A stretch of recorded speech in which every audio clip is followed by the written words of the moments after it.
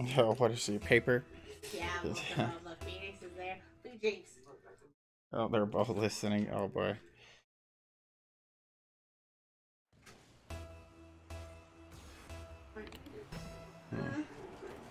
Hang on. Oh, what an interesting field. Is it new? Maybe it's for snow. No, thankfully, that would suck. That would be fun. Extra slick. I think the hockey mode is that way. Hey, Blue! And Skullface slipping right behind Blue as they both poof into the banquet hall, ready to surprise anybody. Welcome, welcome. It's good to see you guys. I am playing a little Rocket League before we get into things.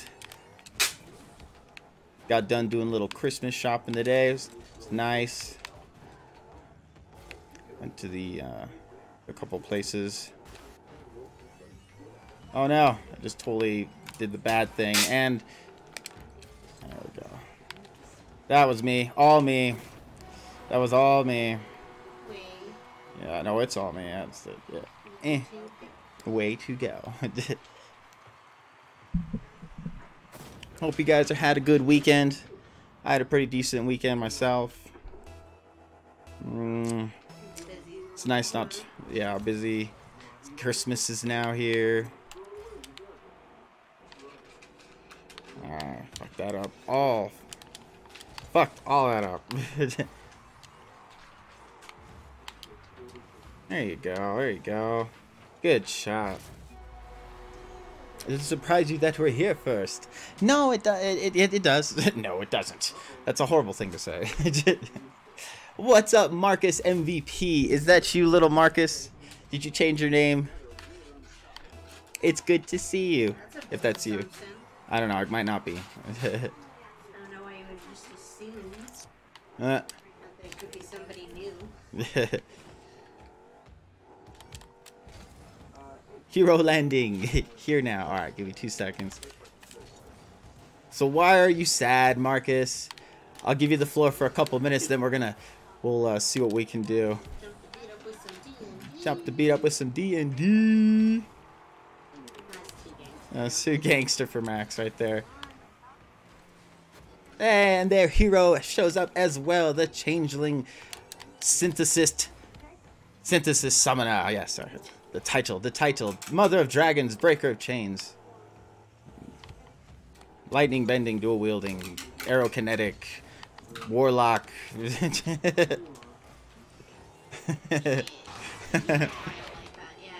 No freaking way. Oh, there you go. There you go. Make sure that volume's playing.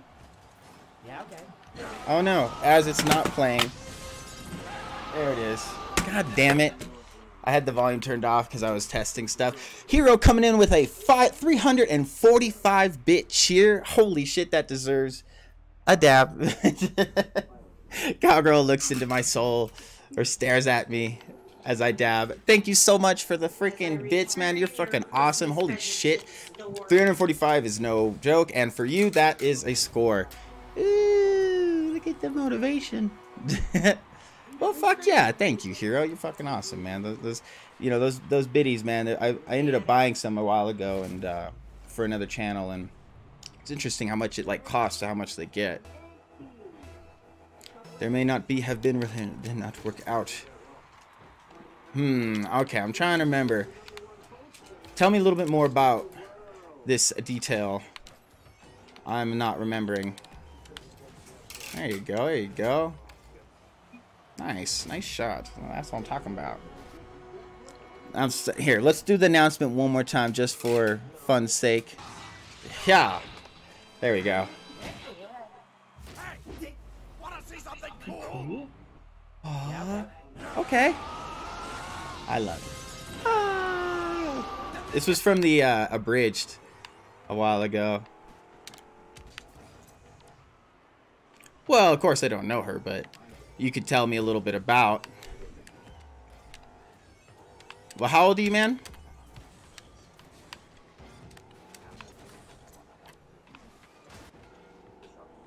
And since this started my playthrough. Raul, Godspeed, Raul, Godspeed. Oh, wow. Oh, nice. Holy crap. I do need a drink. Kitty got scared. Kitty. What else is new? He's hiding. All right. So, I mean, we can start this up. Holy crap! It is White Rose Weeza with a gust of wind and a swirl of leaves. A familiar face enters in the banquet, one we have not seen in a while. A long lost night. White Rose Weeza enters into the banquet hall. Come sit, come sit. Your seat is here. It's still before you. It's collecting a little dust, but it is still there, my good sir. Tell me, knight. Tell me of your adventures. What have you? No fucking way. Yep. The silence of the banquet hall, it stills. Lord Maxamillios is surprise on his face as Blue unsheathes his polearm. We all recognize the face of White Rose Weeza. White Rose Weeza. Say that 5 times. Say that sign 5 times fast.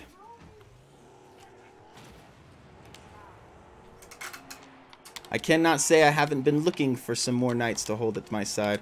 No, go away. You don't get no stun. You don't get no score. Yay. Her name is... You're 15. Oh boy. If I had a nickel for how many 15-year-old relationships would end, I'd be a fucking gazillionaire. I'm sorry, bud. You know, it's the normal course of things, you know? Like, it never feels good, but it definitely, like... if you get through it sooner, it'll hurt less when you get older. It always will hurt, but you know, when you get older, it'll be a little easier. Little, I'd say a lot. Yeah. But if show of hands, who's ready for some D&D? I might lose some people, but it is our Monday night. It is our D&D night. I am ready. If you guys are ready. You know what you do? You start off doing. Every day you make a list of 5 things you do. Yeah. Yeah. All right. I see 2. I see 2. No. I like that idea. No. I found out something about my brother. What did you find out, Skullface? What was your brother? What has your brother told you? What messages? Yeah, kind of same thing. I told him that we're actually trying to work on some story with his brother, so be careful what you write. I was gonna write. He did not know. That's why, like, it's something he's doing too. You know, I'm not gonna say you can't write things for your, you know, character. Right. Oh. I see 2 so far. I see 2. Oh no, don't. Okay. Good save, enemy. Oh, come on. Oh, man, and there's nothing I could do either. Like, I tried to slow down, tried to go by it, nothing. I've been away of studies, black magic, also my sword and shield skills. That nice shiny new armor I see on you there.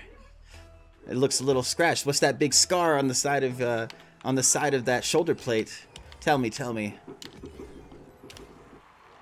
Damn. Oh, that was adorable. Oh. Gonna miss 2 of them. That's nice. Yoink! Damn it.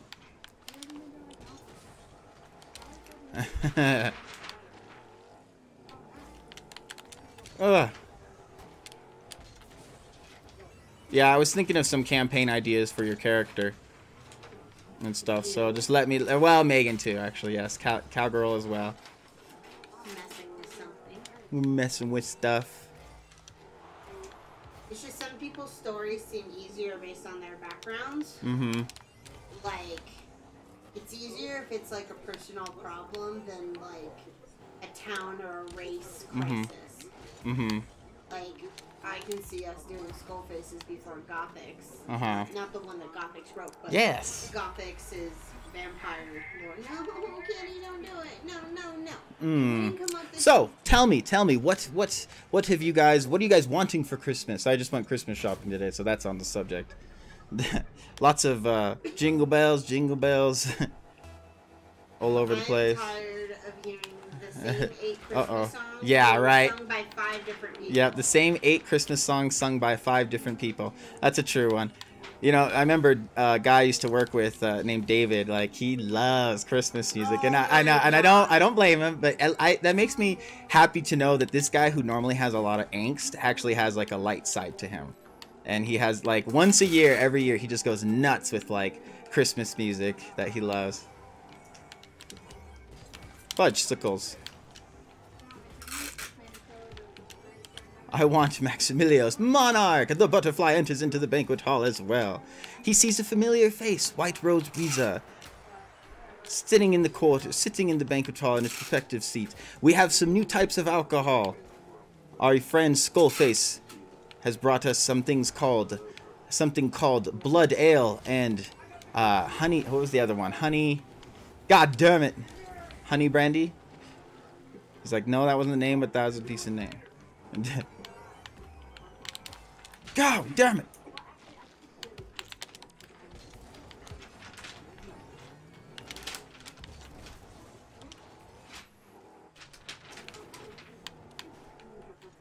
Stucky Berry. Stucky Berry. I think I remember. Alright, we'll go with that. He says it's Stucky Berry. Oh gosh. Alright, here we go. Ready? Good try, buddy. Oh, we all fail.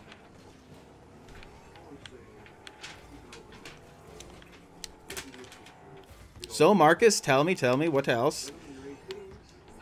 Oh yeah, I know, right? Tell me about some other things, good stuff. What are you looking forward to for gift-wise, or what did you get for somebody? You want to say what you got for people? Nice try.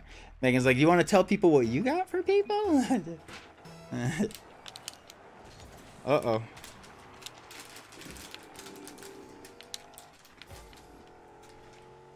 Yes, Monarch is our resident barterfly. He plays the music. Sometimes. Sebby Thomas. Holy crap. Another familiar face enters into the banquet hall. One we have not seen in quite some time. It seems to be a day of memories and old friends. It's been a busy day.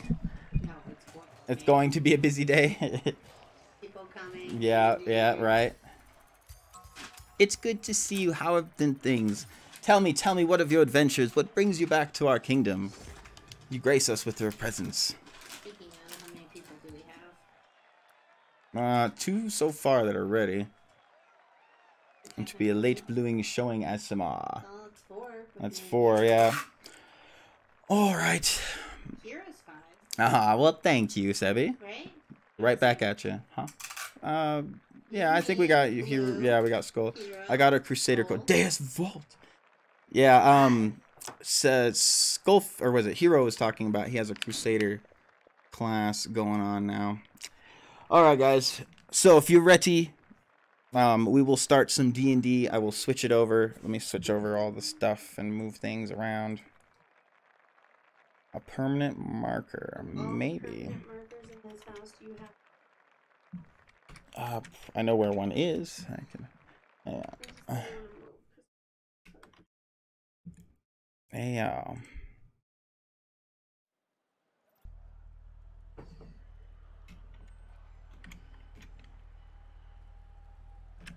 Uh-oh. Well, I didn't tell you to start a new one.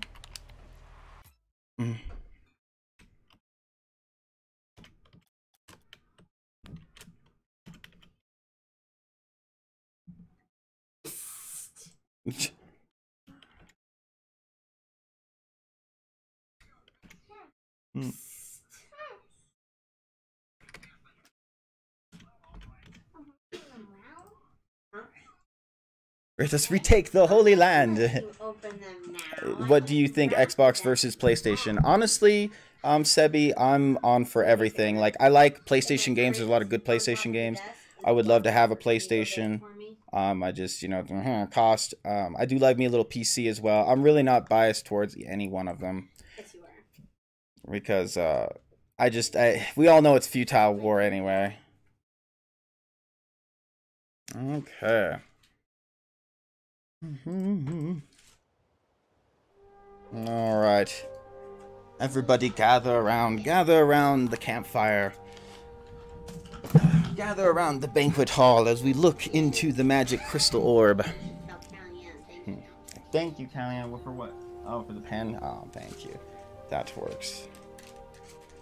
Okay. No, for me. Thank you. Yes, you are. See? You smart Alex. So, Sebi, this, you know, if you've never played D&D before, this is, we're going to be playing a little D&D. We like to role play in the channel. You know, I'm your host, Maxamillios, your dual wielding, lightning bending king. At my side, I have my fire enchantress, Megara. To my right, I have my paladin, aerokinetic paladin, griffin taming knight, Sir Blue Knight 89. We have It's the Hero, our changeling summoner synthesis. We have Skullface, our warlock, God damn it, warlock's hex blade, demon aided tiefling warrior. And so we play a little through the channel. I DM for the group.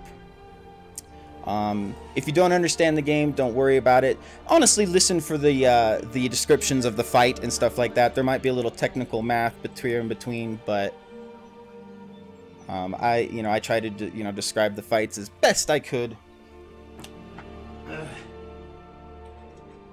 While you sit back and listen, maybe think of a character you see yourself as in a medieval fantasy world. You could be anything from human to animal. Don't really care. We like to we play along.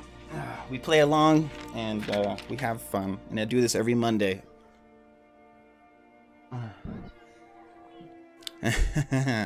All right. So everybody gather around the banquet hall as I motion for everybody to come closer. I start to put my hand over the magic crystal ball, and we rewind back to a time when we were in Phandalin, a town about 5 days travel.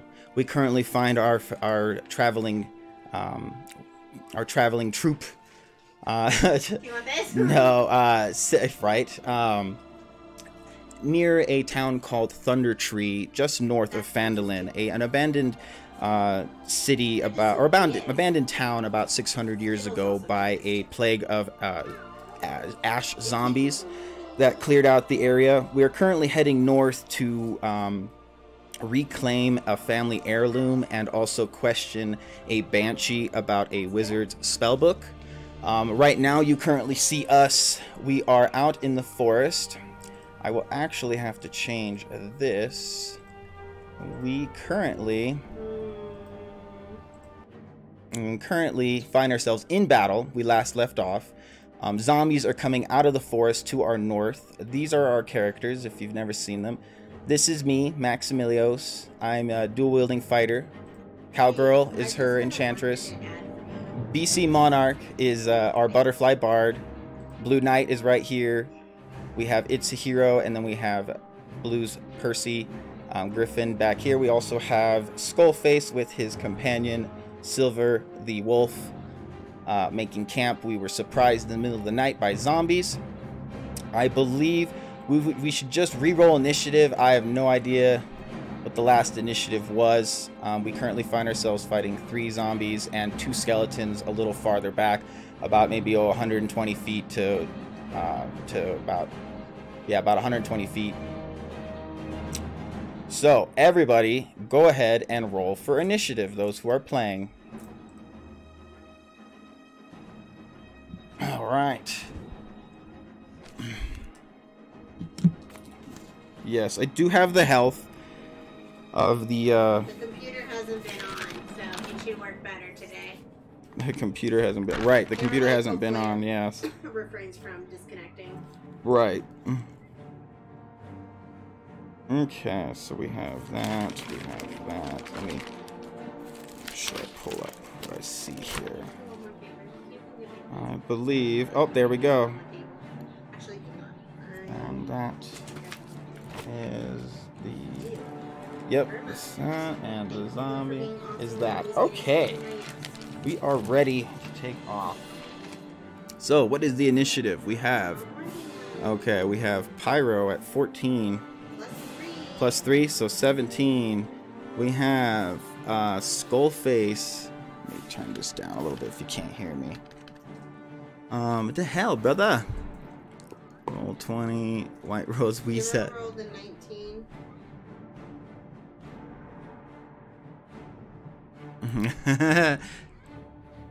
What are you doing? You have no character yet. I was gonna improvise.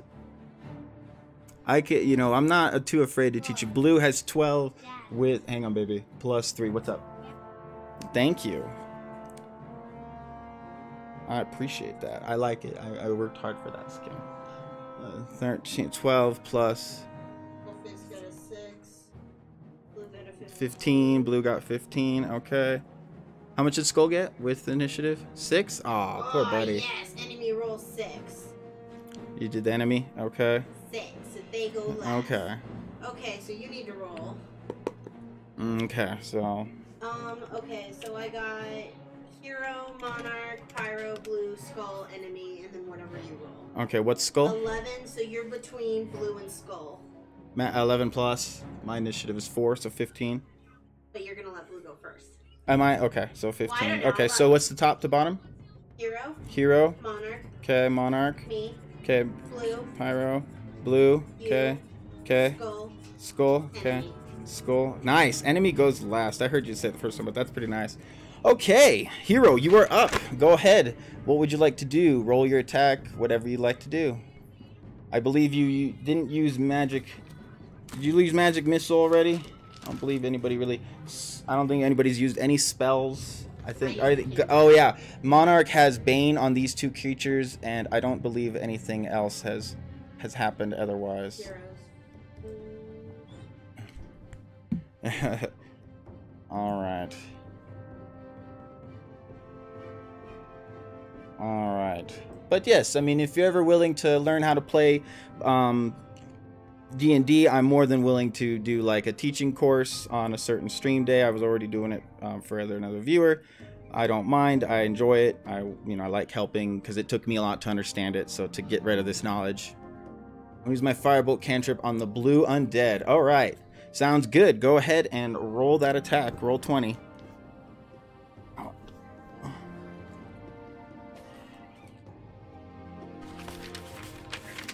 know what's kind of For what? For what? The action? Okay. Alright, he rolled and he hit for damage. Okay, 8. All right, that's a hit. Sounds good. All right.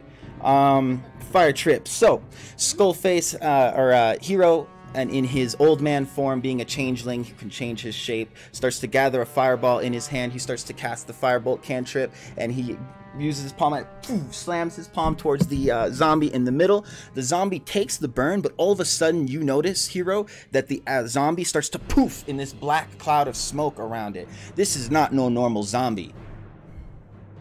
You notice this 5-foot surrounding area of powder around it. You are not aware of what it does. Alright, who's next? Got Monarch.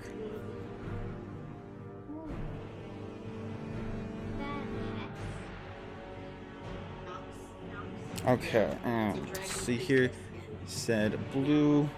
I have to wait though, it's super expensive right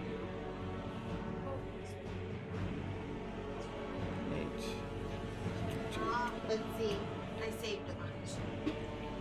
It just cost Okay. like 1900 to Hey, Sebi. Welcome to Twitch World. After some time has passed, Necromancy I is just bad. scanned it. Alright. So, who's next now? Monarch, you're up, buddy.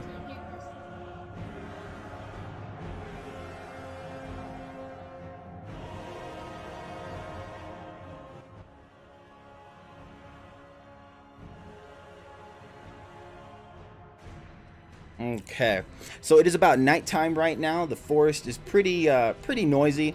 You're starting to hear a lot of rustling around in the trees. You don't really make out a lot of shapes, but you're starting to hear a lot of groaning. The smell of rot and decay fills fills the air. I want to use the poison dust on the orange and move a little to the left. Sounds good. Okay. All right. Orange. So I do have... Oh, this guy's red, so you want the red guy? Alright. Go ahead and roll your attack. I will roll the save for the enemy. D12. So Monarch starts to fly over next to Hero. As Hero just gets done shooting his firebolt, he sees the butterfly pull up to his left side. They kind of give each other a nod, and Monarch starts to flap his wings in a rapid motion as this green cloud starts to surround him and head towards the zombie.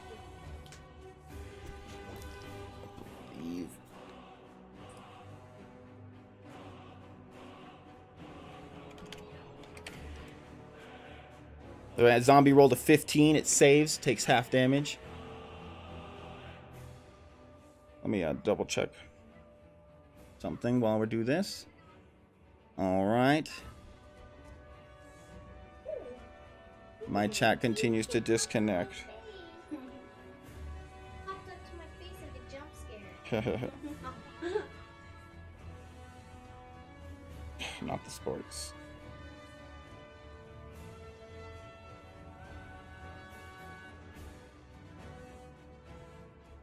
Okay.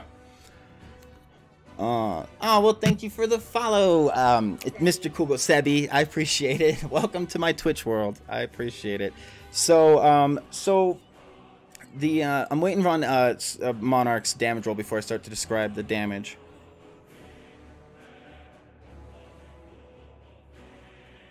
But yeah, we do play a little D&D every Sunday. The character you create that you roleplay in the channel, I try to bring it into D&D. You know, there are some characters that are very unique, so I try to help make sure that nobody really becomes the same character as somebody who already is. So make sure you kind of cross it with me before. Okay, so it is immune to poison. So, Monarch, as this dust of cloud starts to surround the zombie starts to go towards you and shuffle, and the cloud kind of just pushes through the cloud, and you notice no effect on the zombie as you start to cast. I'm sorry, Bo, who is next? Me. Pyro, alright, go ahead. Of course zombies are immune to poison. Alright, I attack the green one, fire missiles, and I use Quicken to turn it into a bonus action, and use my bow to attack green again. Alright, go ahead, roll the 3d4 plus 3, right? Or 1d4, yeah, times 3, whatever. So 3d4 3 times. Alright, so Cowgirl starts to eliminate. She sees the one little fireball that emanates. Level 2 spell too. You want to up it to level 2? Yep. Okay, so That's all my 44 plus all 4. my sorcery points. That's all your sorcery points. Okay, so only 5 spells still today? Yes. Okay, so one spell. So, Alright. So that is 4d4, and then your 1d8 plus... 4d4 plus 3. Alright, so Cowgirl starts to gather these 3 little fireballs, and they kind of spin around in a circle as you see the light and the shadows start to emanate into the dark forest. If you're standing back, the camera pans through the trees, and you see the silhouettes of the zombies as these 3 fireballs start to illuminate the the forest. And she starts to... She throws the 3 fireballs towards the green zombie. So 2, 3, 5... 11, 12, 4, 13, 3, 6, 9, 10, 15. 13. It's 13. +4. Oh yeah, plus 4. Yeah, plus 4. So 3, 9, 10, 11, 12, 13, 14, 15, 16, 17. Yeah, right? 17 damage. All right, undo your do your bow then. Roll your damage for your bow. I have to roll the hit, right? So she's using her sorcery points. This is a sorcerer's ability. She can just do this hard attack real quick. All right, so go ahead. I have to roll 20, right? Roll 20 for the attacks. The zombie Wait, towards wait, the green zombie. 17. The first zombie. Okay, hang on. First, the first zombie sees the fire coming towards it. All of a sudden, the 3/4, and the zombie seems to keep moving towards you. All of a sudden, the 4th ball just right through the zombie's face. There's this crater burnt in the middle of the zombie. Hits the ground. The green zombie is no more. All right, next target. So go ahead, do the other target. I will target the zombie. The which zombie? Blue or poison resistant zombie. okay. And I hit barely. I think. Okay, what's 9 to yeah, you hit. You passed the you hit it. 9 is a hit. 8 is barely. All right, so Cowgirl unknocks her bow. She does her +7 to it. +3. She knocks her. Pulls out her bow. Follows up with a knocked arrow. How much damage? 2 + 5. No, Towards 2 which + one? 3 is 5. Which one? The poison one. All right, Mr. Cool Guy. You hurry back, Sebby. Towards the red one, right? Yes. How much damage? 5? 5 total. All right. You the arrow strikes towards the red zombie. You notice that the arrow cuts one of the zombie's arms off, and it just falls to the side. This zombie is not looking too good. All right, who's next? Blue, you are up, my good sir.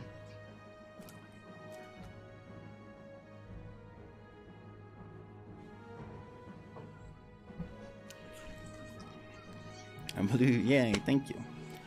All right, I need to pull up something. Yeah, good stuff. Yeah. I need to pull out my stuff too.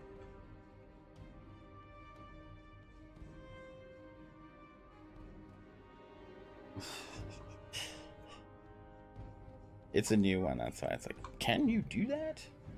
Like, yes, I can. Hey, XN37 Solar MC enters into the banquet hall. He sees a quite lively crowd cheering and looking into the magic crystal ball as we see our adventurers in a land far away, but we've seen us there before. Phandalin. Blue moves towards the red zombie. Moves past 5, 10, 15. Okay, right there. You're on the red zombie. Yes. Very good. Time to kill. All right, that's your movement. You have about maybe 5 more feet, I believe. Hold on. All right. Go ahead and roll your attack, a d20. And then if you hit, your damage is 2d4 plus 3. Calling it, I'm a roll of 1. All right, 15. That's a hit. Cool. Blue starts to pull out the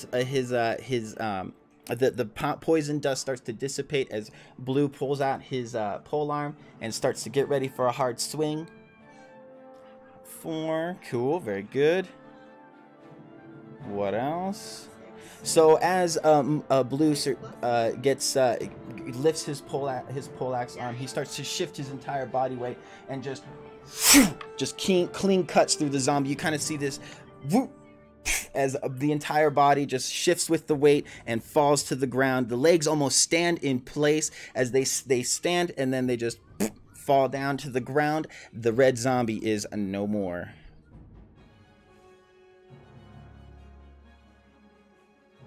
All right. Who is next? Me, I'm next. All right. I unsheathe both my swords. Both my crystal swords start to emanate with electricity as I'm like, you disturbed my rest. I'm not too happy. I normally get 3rd watch. I get to sleep in tonight, and you wake me up! And so I run towards the blue zombie. 2 hits. As I get there, though, I get close. I start to strike. All of a sudden, the dust and everything starts to surround me, and I start to cough. And I have to roll a DC 10 Constitution saving throw for the ash surrounding the 5 feet around the creature. 3+. My Constitution saving throw is 5, 6, 7, 8. I start to hawk and calf, and what happens when I fucking do this? I gotta see this shit real quick. Oh yeah, it's right here. Oh, okay, rural and editor. Oh god, I have disadvantage on all those attack rolls that I just rolled. So let's roll again for the first one and take the worst roll. So that was a 16. 3. Became an 8. No, that was my constitution. Oh, sorry. It's still Roll. So 8 is a hit. Okay, cool. And then second one, 17. I hawk and I calf and I put my shirt as quick as I can, like my undershirt, and I cover my mouth and I strike with an X in front of me, dealing 20 or dealing 6. So 4. That's 6. Yeah, that's plus 4 for both. So 4, 5, 6. Fucking 4. 6 plus 5 is 11 damage. Let's see here. Okay, as I strike down, though, let's see here. I try to do my trip breaker, and I spend a superiority dice to try and trip the zombie. Okay, so zombie has a 14 DC strength saving throw to not be considered prone. He rolls a 10, he does not pass. As I'm coughing, I strike with the X, and then as a third one, I come back around with both swords and I strike towards the leg. I cut one of the legs off. This zombie is now prone on the ground and has advantage. People have advantage on all attacks against this zombie. All right, who's next? Skullface. Go ahead and tell Skullface he is next. As I do 11 damage to the Ash zombie in the middle. Not looking too good, though. He's missing a leg and he's down. He's not looking too good. Alright, did I miss anything in chat? Alright, I get out of the tent so I don't wake up Silver. Then I use my jumping ring and movement to get you guys, and I use my Eldritch Blast on anyone I can hit with a wink and snap. What the fuck is going on? Alright, Skullface starts to hear the ruckus. He hears the firebolts. He hears Max yelling out, "You woke me up!" And he, Silver actually wakes up and hears this as you start to head out. He starts to stay close, but he follows you. So about 5, 10, 15... Oh, you want to use your jumping ring to jump up. Okay, so about 5, 10, 15, 20, 25, about 30. Your Eldritch Blast, I think, has a pretty good distance on it. So about like 120 feet, I believe. You see the yellow ash but my friend that works with us. Oh, is a tiefling gnome? Yes. Yeah, she's a tiefling gnome. A tiefling gnome. And so Silver is about close to behind you. He sees you. Or he woke up to all the noise too, being a good hearing wolf. So you motion for Hero and for Monarch to move to the side as you get your Eldritch Blast ready. Go ahead and roll your damage, or roll your attack, or with advantage.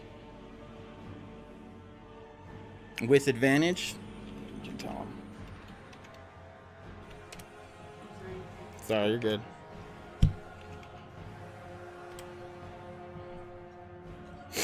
Okay. You're just more confusing when you type tabs out. I know. I feel like I'm yelling at him. With advantage! I fucking said this! Just stop typing. I know. tabs. I can't help it. Okay. You guys, it's about, I'd say it's about 4 o'clock in the morning right now. 4 again, plus what though? Plus 7. He should be fine. Yeah, it's 11. a hit. Hit. I got it. Okay, you got it? Thank you. Okay. You need to Let's stop see. rushing to your keyboard. I'm sorry. Okay. Otherwise, I'm gonna go play Smite. Ow. Rolled a 9 plus your 5, so 14 damage. As you, as a Hero and Monarch kind of move to the side, you see the crackling black and green Eldritch Blast just emanate towards you, past you. Maxamillios is also, I kind of dodged to the side in the last second as the zombie kind of just it disintegrated on the ground and is destroyed.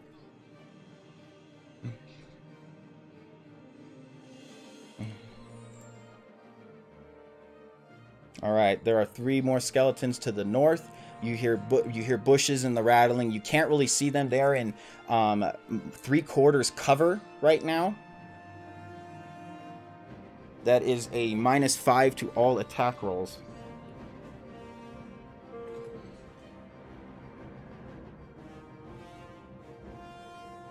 Or a +5 to their AC, whatever you want to call it.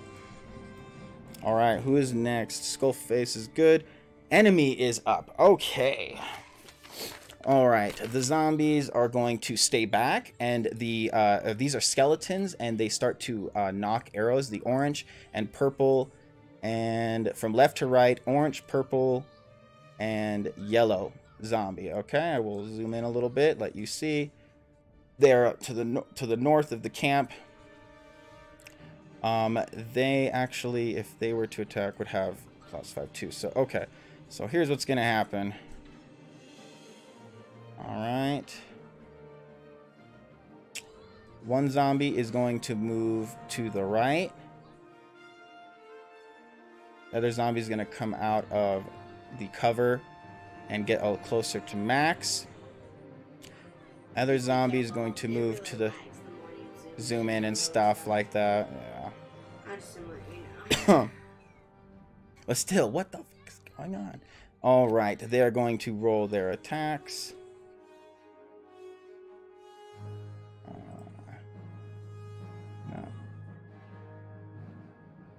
No. From left to right.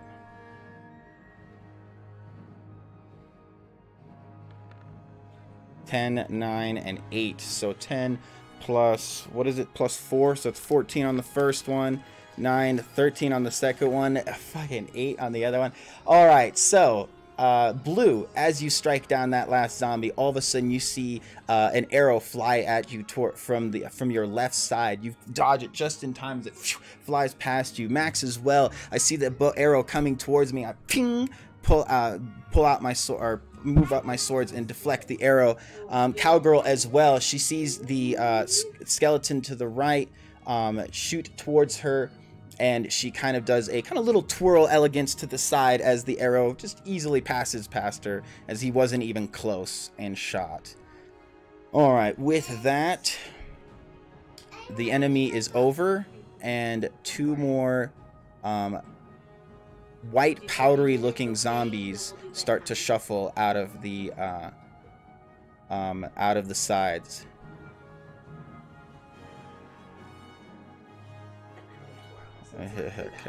Okay. Another one coming from the left, and one more skeleton to the right. All right, we will color them again. I'm sorry. Okay, so from left to right, it's color coordinated. We have the ash zombie to the far left bottom, which will be red again now. The second one to it will be blue. And the third new one will be green. Oh, this one has a different color. Oh, this is already colored. Sorry. It's purple. Alright, this is purple. Or orange. It's orange. I know you guys can't really see it. If you need to know the color, just let me ask. I know the color can be really small to see.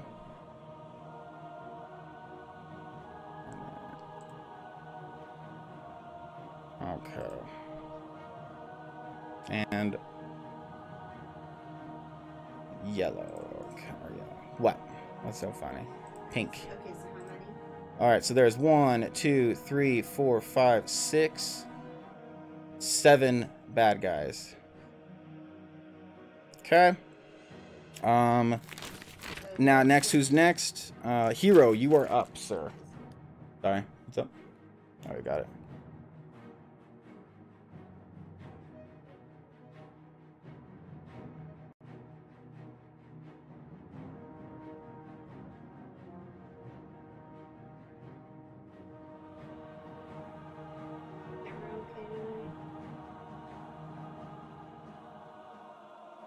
A little bit. There we go. Thank you. We're being flanked. Blue shouts out, "We're coming from the left side. Watch your left side." you're starting to hear more shambling as more groans, different tones, female groans. You start to see different types of zombies, silhouettes coming through the forest. Firebolt in the zombie in front of him. Okay. Move forward 10 feet. I would step forward 10 feet. Okay. About 10 feet right here. Okay, and what color? Which one? The one in front of him, the purple one. Sounds good. Go ahead and roll for attack. Roll 20. Hero moves forward next to Max. Max sees him in the corner of his eye behind him as the dead zombie lay down next to him, disintegrated as it's kind of pushed against the dirt and kind of burnt as the grass is singed from the necrotic, or from the Eldritch Blast. 5 plus Hero. What is it? Yeah, it's his total attack bonus. I know what it is. Hero. Magic, or using Firebolt? All these spells. That's fine. Okay, Firebolt. Where did I have it? Oh, there it is. What about it? Oh, what's the number? 5. Oh. His +7. Yeah, he hits. Okay. Okay. Yep. And missile. Yeah, +7. So 5. It's his casting modifier by his dex. So 7. Okay, so 10. He takes 6 damage. All right. Hero starts to gather another ball of fire now. Ball of fire in his hand, and he starts to kind of spin it in a way. And he kind of moves his leg up, picks it up, and phew, throws it like a baseball right at the zombie. The zombie's kind of all of a sudden just pff, the fireball kind of lands on his side and burns the flesh around it. It kind of spreads, and the old clothes and tattered garments start to catch fire around it. But not doing any extra damage, just doing 6. So that's 6. Yep. Okay. Purple. Thanks. All right. Zombie is not looking too good as the fire is starting to spread. The light shadows start to emanate. Monarch, you are up next. 7. Okay. Go back with the wind with my magical leaf whilst attacking the yellow one. Okay. I want to attempt to blow back the wind with my magic leaf while attacking the yellow one. Okay, so you're just doing magical leaves? Alright, so Monarch starts to gather leaves around, and he starts to blow with the wind these magical leaves, and they're razor sharp as they start to go against the yellow zombie. Yeah, this guy does not need to be yellow anymore. This guy's dead. Yellow zombie is all the way over here. Skeleton. You're gonna need to move a little closer, Monarch. So I'm gonna have you move a little bit over here to the right, about the distance you got. Okay, go ahead and roll.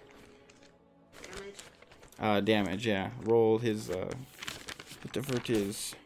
Okay, so we have yellow and purple, pink, and purple. New red and green again. New green.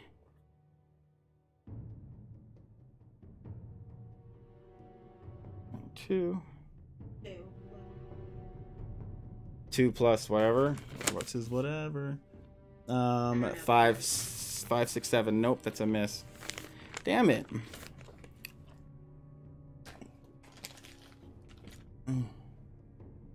Yeah, and they all had those. These two had. These ones are dead now. Okay.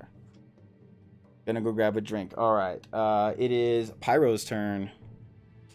So Monarch starts to gather these leaves, and as they're razor sharp, and he starts to pour them. But all the zombie he's attacking, it seems like there's holes in the body and the rib cage, and the leaves just go through the middle of the zombie and just unscathing the zombie's HP as it shambles towards you more.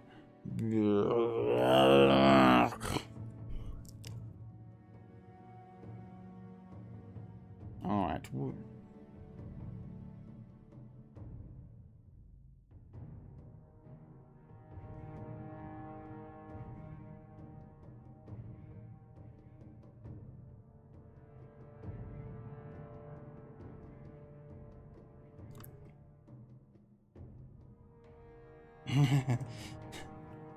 I move closer to the yellow zombie and cast my last level 2 spell, Blur, on myself. Okay.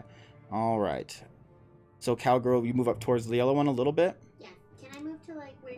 Go. No, it's all right. Where do you There's think? a little clearing is in the trees. Right like, here. There's a tree here and right here. Like this little cubby right here? Yeah. Okay. There. Cowgirl moves up and she casts Blur on herself. All of a sudden, Cowgirl starts to kind of displace and kind of shift as you almost seem like two images are next to each other of the same picture. Something like maybe if you were drunk or knocked or punched and you kind of see the two images kind of shift. Blue, you are up.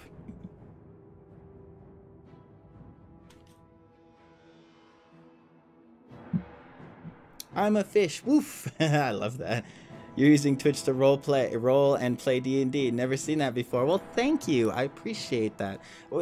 Honestly, D&D was the second. We started role-playing on the channel first. But welcome to the kingdom. I am your host, Maxamillios. You currently find your adventurers. As you enter into the banquet hall, you see a magical orb emanating a picture that seems flat from any direction you walk around. And you see our adventurers in the near a town named Phandalin, just north of Phandalin. And we were camping in the middle of the night, and we seem to be attacked by zombies. All right. Oh, yeah, blue's up. Okay. Now our aerokinetic blue is right here. This is you, buddy. Oh, no health. Cool. You know, that's.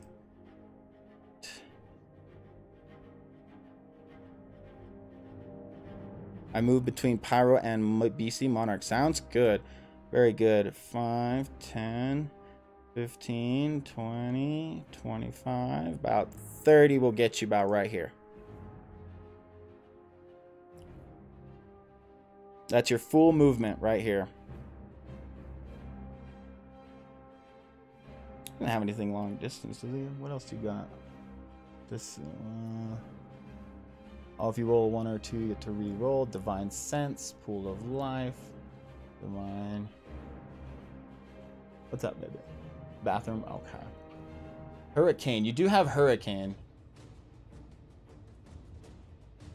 Double check what Hurricane is. All right, are you done?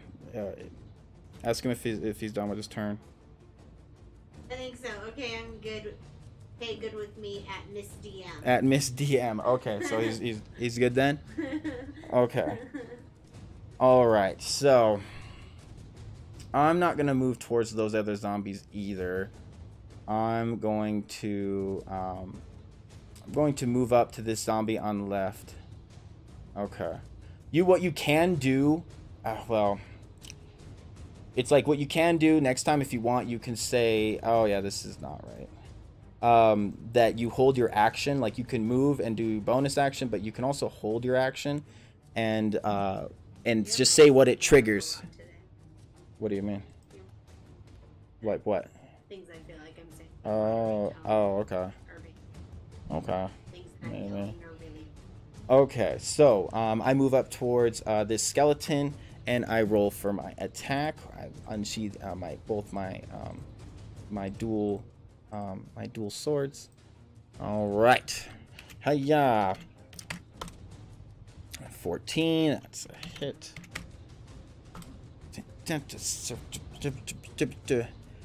7 plus thing. All right. I move in. I dash towards the zombie as I zoom past it just a little bit, and I just strike real quick. All of a sudden, the zombie just kind of gets these 2 strikes on its chest. And do the damage for that. What's he saying? I see a long thing. Oh, yeah. It's because people don't want to change platforms. That's the problem. Oh, that's not my thing. Whoops, wrong thing. Been used 1220 Discord, very one-sided, heavy game. But I gotta say, for what a entertaining, unlike most of the streams, which involves 5 people, cams, setting up around, looking bored. Yeah, I've watched it. I'll watch it. You know, I like Critical Role too. You know, and I want to be a little more adventurous in it. Like, it's more that we role played before we started playing D&D, and we were able to bring our characters into D&D. So I basically was able to. I had to try and teach the channel a little bit how to play. So 4 plus 4 is 8. 1 plus 4 is 5, 8, 9, 10, 11, 12, 13. 13 damage. As I double check.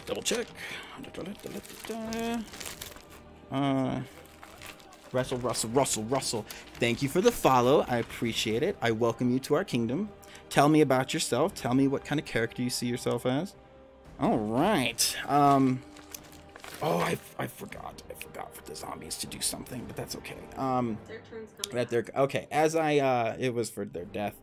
As I move up, I go, I dash forward, and I strike with my 2 swords to my left side. The zombie doesn't even see it coming as I appear behind him. The zombie takes 2 strikes in its chest and just starts to fall to the side as the skeleton kind of shambles into bones. It's not a zombie, it's a skeleton, and it just kind of tumbles down in a pile of bones. With that, I point to... Does Monarch have temp health right now already? Yes, he does. I point to Cowgirl. I can point CR. Let's see here. I point to Blue. Cowgirl has blur. You're right. I point to Blue, and I point and I yell out, and a lightning bolt starts to form in my hand as I strike, and I strike it towards Blue, and I yell out in an echo tone, "Amplify, ally!" And I roll my D8 superiority die to give you that much temporary health. 8 plus 2, or 2 plus my 4 charisma, 6 temporary health for you, Sir Knight. 6, 18, 19, 20, 21, 22, 23, 24. All right, that will end my turn.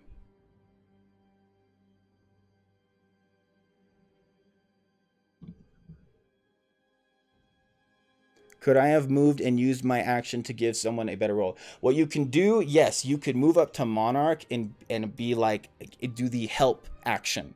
So what we can do an example of that right now. It's like you give Monarch advantage on his like next attack if you give him the help action. So you move up to him within 5 feet and you're like, I use my entire turn to help Monarch on his next turn. That is absolutely possible. You would get you give him advantage. For training's sake, I'm willing to do that, you know, now just to kind of show what example of what it does. Into the battle. So who's next? Skull is next. What did he say? He said, should I wait till after the battle to use it? You do whatever you want. I think I have everything good for it. It's just that's going to be your action. I'll consider that your action, taking out, using your bag in the battle. You know, taking it out and using it, I would say. Or not using it, just taking it out and seeing what it is. I'd count that as an action, and because you're yeah. Well, that doesn't seem too bad. You think so? We'll see what it is. I have to go pull that up.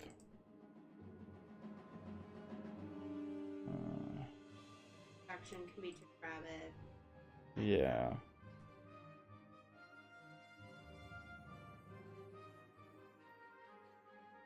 Okay.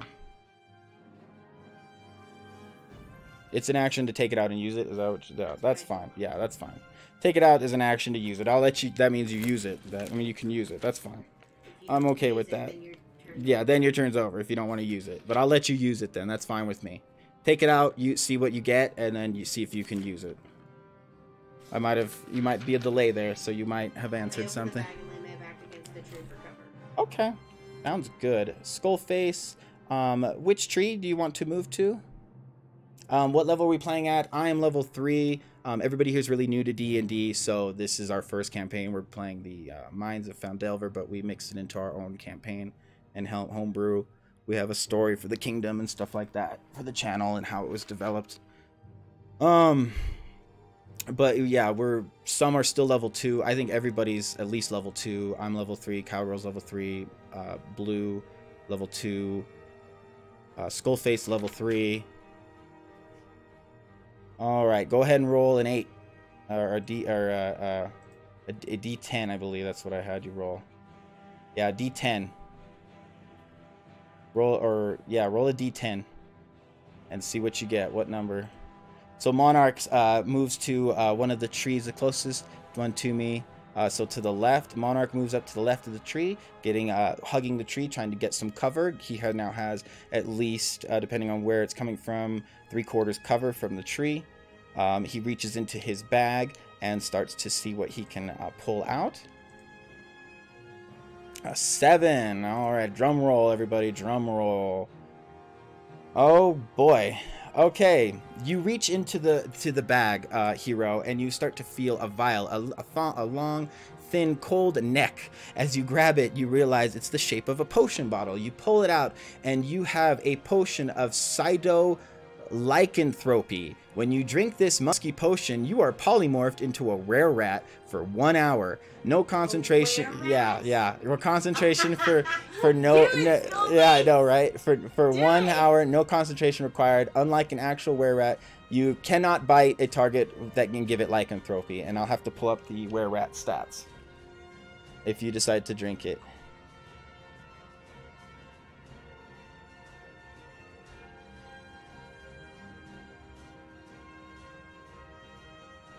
Do it! Everyone's like, do it! Do it! So pull up, just for this kicks too, Skullface, if you do drink this, you can use your action to drink this. And then look up the stat blocks. I'll have it right here too. Just in case, so you can see what you can do. And stuff like that. Just look up the were rat stat block. And there you go. That's a funny item. I've been waiting for you to get that one for a long time. That's been in there since the beginning. Alright, you do have a multi-attack. You can bite, and you can do your short sword. You have a hand crossbow. Your armor class is 12. Your hit points are 33. You have basically have everything that a were rat has. It's pretty cool. It's not like you shrink. You're like humanoid size, right? He's our size, like 6 foot something. Like he's you're a were rat. Yeah, you gain it. It's a were rat, so it's like a standing. It's a standing creature that has weapons. It's a standing were rat. It's a big size. Like it's humanoid. It's a medium humanoid shape changer. You have +2 to stealth. You're immune to bludgeoning, piercing, and slashing damage from non-magical weapons that aren't silvered. Oh my god. Wow. That's cool. So you're immune to all bludgeoning, piercing, and I'd have to write that down to keep track of that. Okay. That's cool. It's not a floppy dick, I don't think. Actually, I think it's pretty good. I think it's actually a fun item. You're normal. You're doing the same normal damage that we're doing right now. You know.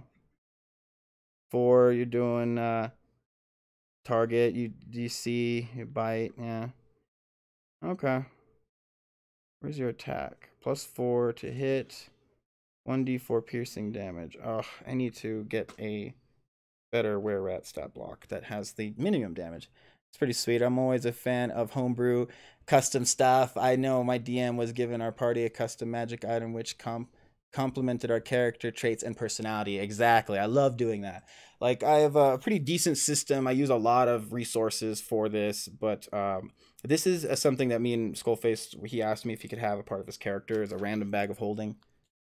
And I allowed it, and I put the items in it, and he rolls once a day, and the item will disintegrate after 24 hours if he doesn't use it. Brands technically can't hurt each other because logic. All right, so what do you want to do, Skullface? Or who's next? What's going on? It's Skullface's turn, right? Like, this is all we're waiting on. Yeah, it's all right. No worries. Does he drink it? Yeah, do you drink it, or you move on to the next turn?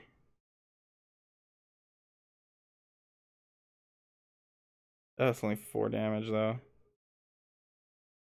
I'll say you have your weapons on you still, and you use your sword. Well, he has his stuff. I'm not gonna say he doesn't have his stuff. So you can still do your thing. It's only 4 damage. That's like nothing. It's like, that sucks. You know, I'm not gonna do that to him. Like, well, it's not. It's for fun. It's rat. Yeah. This one has weapons. It's a were-rat. It's not a big monster creature. It's a humanoid type that has like weapons and stuff like that. Like it's that type of were-rat. Like a. That's why I did it. I wasn't gonna turn him into an animal. Okay. Can't drink it. Okay, so enemy turn. All right. Here we go.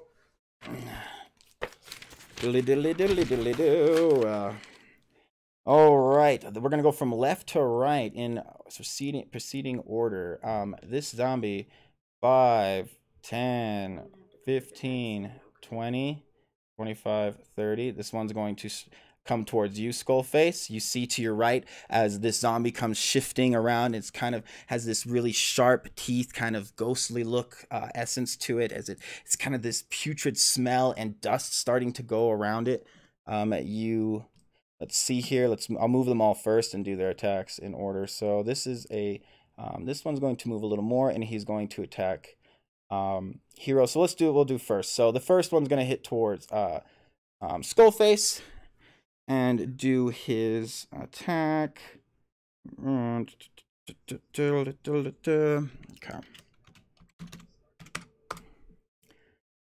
13 plus 4, so 17. Hi, Ranger Paul. It's good to see you. Armor class is just 17. Hang on, nope, that's the zombie. Sorry. Whoops. Zombie plus 3. Nope. Okay, so it does not hit. 42, 20 feet. Okay, zombie strikes towards you, Skull, and as you're looking at this vial, all of a sudden you see the zombie kind of just strike towards you, and it kind of grabs onto you, and you push it off with your great axe. The other skeleton is going to shoot towards Hero with an arrow. It is a skeleton versus zombies. These are both. This is a skeleton. 17. That's plus 4 to hit. The skeleton starts to unnock an arrow and strike towards Hero. You don't see it coming. All of a sudden, arrow just ping, kind of pierces. You see the arrows kind of flying out of the forest, and you dodge one of them, and then the second one comes and ping, hits you in the shoulder pad, dealing 5 damage. 37. That's 32. Okay. The other ash zombie is going to move towards Max. 5, 10, 15, 20, 25. It's going to attack Max as I see the zombie shambling towards me. The smoky essence starts to enthrall the area. 20. The strike plus 3.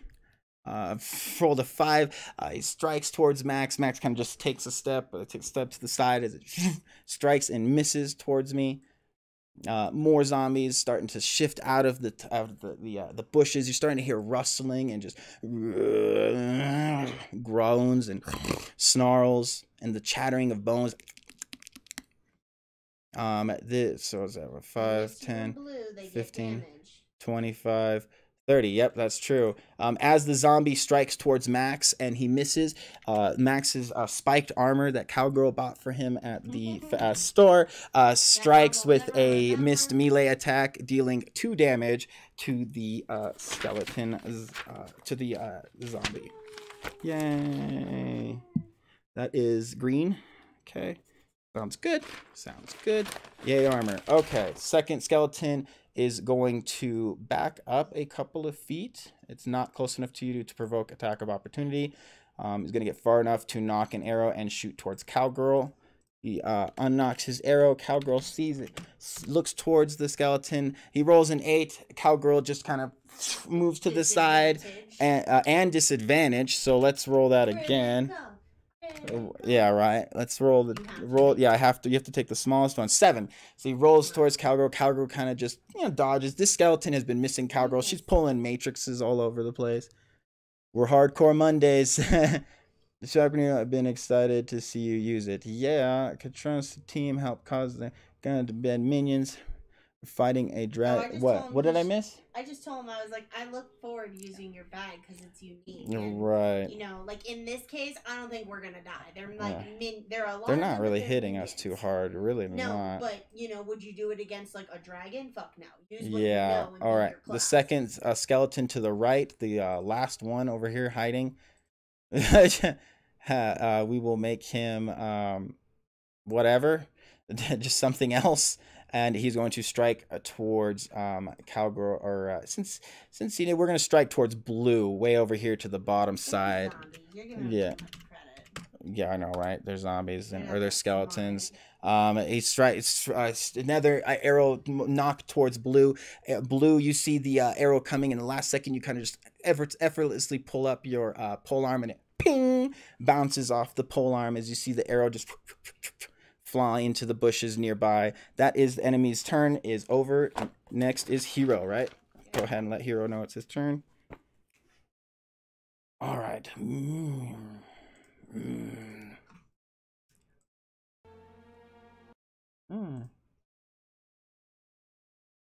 you want to start getting ready for bed?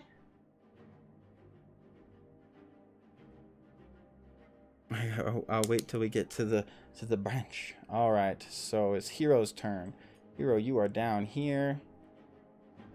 You're seeing skeletons coming out of the bushes. You're starting to see the silhouette starting to fade. You're not seeing as many zombies anymore. You're definitely seeing a couple though. You notice Cowgirl and Blue as they effortlessly dodge the skeleton's attacks. And you get ready to do your own badass shit as your Eidolon is still emanating around you as your Spirit Reaper encases around your body with his giant scythe in his hand, ready to strike at your will. It's kind of Shadow of Mordor just around him. This is a homebrew class. I wait till I get to the branch. Okay, we're just waiting on Hero, right? Okay. Good job. You did? Really? Oh, good job. You need a big hug. Where's the tooth? Did you pull it out? Oh, okay. I thought you pulled it out. Okay. Okay. It's gonna probably come out in the next couple of days. Yeah, it's gonna come. Runs towards Max. One day we will get the Screen Hunter stokes his tiger's neck. All right, so Hero, 5, 10, 15, 20, 25, about 30 gets you right here within range of the your scythe. I believe has a 5-foot range as well for your Eidolon. You come up to Max, and Max is standing there kind of tense. He sees you to the side as you come in close in less than a couple of seconds notice, and I look and I nod to you and you nod to me, and we look towards this ash zombie as its tongue kind of wiggles, as its claws kind of emanate as it's walking towards us. This black putrid smoke surrounding it. All right, Ranger Paul, well, it was good to see ya. All right, don't attack her. The ones with bows. Yep. Can't. Yeah, no, we were talking about it. Like, there's a little bit of a story. We're talking about it. It's a baby tiger. He wanted to have a wolf, and I had to tell him no on that one because Silver has a. Yeah, I know. Yeah, I know. And again, yeah, I know. You got to stick around, my friend, if you want to keep that tiger. I know. It's fine. Yeah. I'm too nice, right? All right, so Hero, what do you want to do after you run towards me? Anything else you'd like to do? Yeah, we had a little conversation with Ranger. Don't be too hard on him, guys. He definitely talked to me a little bit about it, and we're working on stuff. Yeah. But it's got to be one of those things that you got to be around for hours at a time, kind of stuff like that. A couple times. Like, how would you feel if we're playing D&D with Keith, And one day, Well, I told him he it's comes not in really with in the game something either. Super cool. Yeah, I You know. know what I mean? Yeah, no, I know, and we talked about the story a little bit and stuff like that. So. I use my scythe. All right, you do roll a 20 if you use your scythe. Yes, go ahead and roll your scythe, hero. Your scythe does 2d6 plus 2 slashing damage. It is a +4 to your attack. God.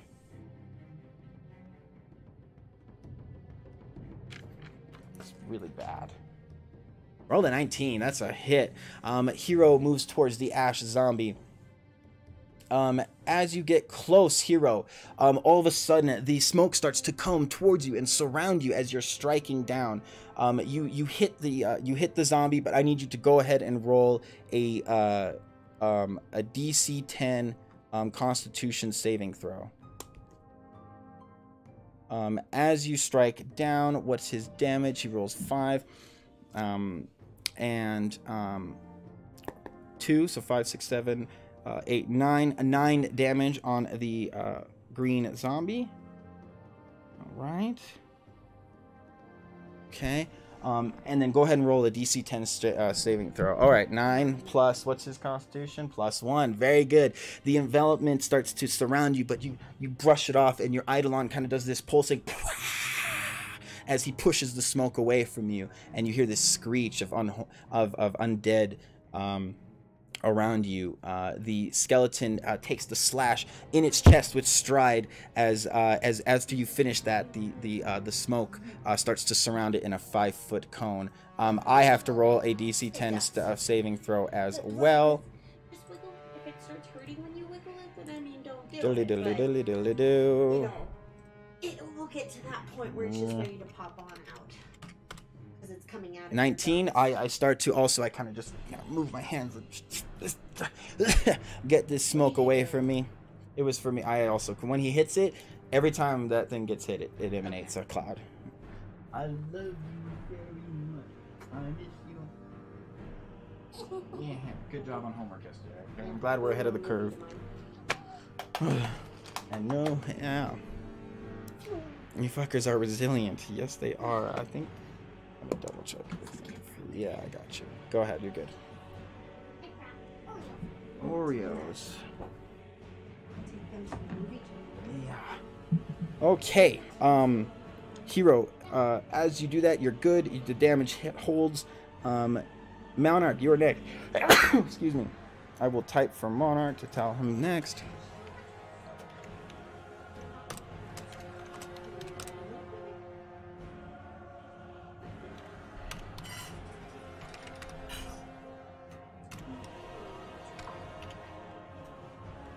Yeah, sorry.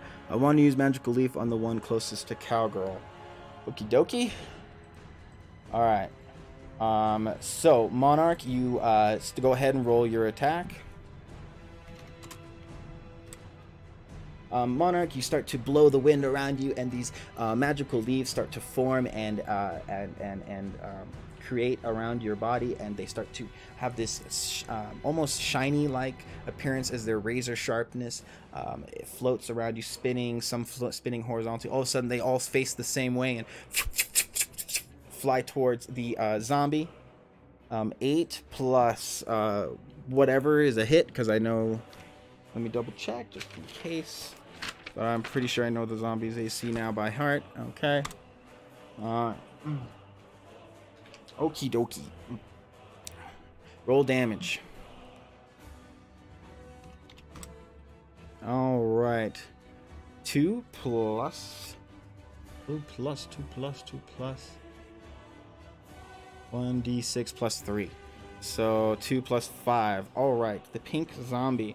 As you strike towards the zombie, you're like, this is the second time, and I got you this time. You start to strike. All of a sudden, the leaves start to poke into the zombie, dealing 5 damage. This zombie is not looking too good. The zombie loses an arm, and its jaw starts to slack as the leaves are all in it, and it's pierced, and it's surrounded in leaves now, and it almost looks porcupine-ish in a way in its front right side as it's facing towards Cowgirl. Pyro, you were up. You're up, baby. No, she says. Hope I'm not missing any chat on YouTube. Trouble, Nope. but it's okay. So far, so good. Okay.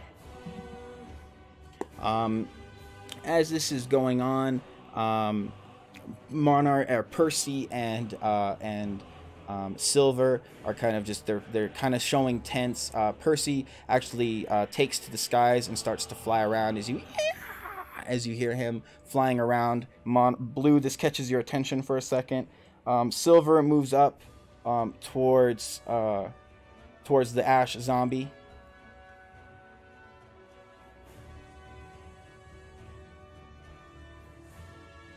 Okay. Yeah, you're up. Okay. That's right to my left. To your direct left, the pink one. Pink one. Right there next to you, it's pink. Yeah, sorry. Just ask me if you're not sure which one. I'll help you out because it's really small. I know it is. I shoot an arrow at the pink one. Okay. Okay, you're within 5 feet. If you shoot a bow and arrow within 5 feet, you have to, it's only within 5 feet. You can back up, but you're within 5 feet. You can't shoot an arrow that close.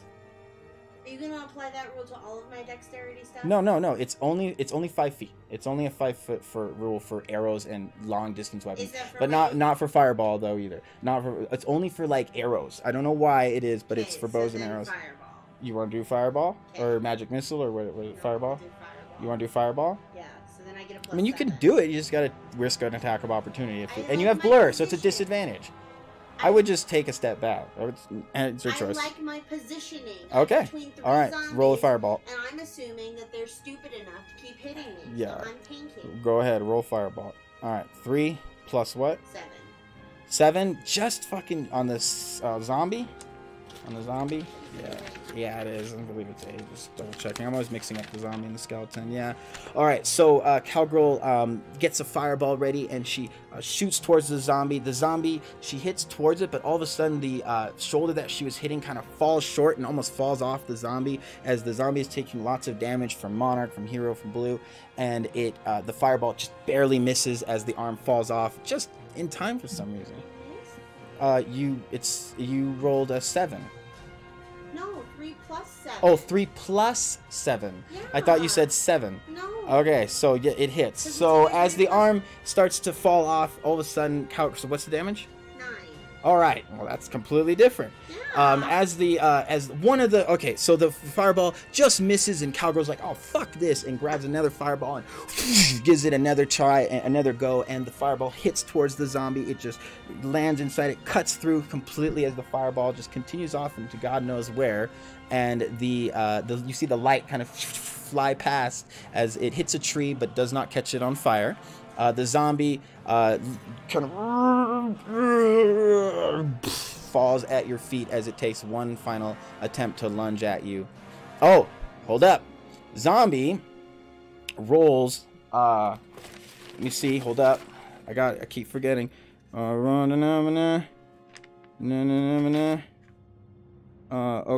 Roll DC 5 plus the damage. So your damage was 9. So 9. So it needs to roll a 14 to see if it comes back. Okay, this is what zombies do. Okay, I'm a little new to this. So roll 20. It rolls a 3. It falls down in a crumple of pile of bones as it is undead fortitude does not take effect. Okay.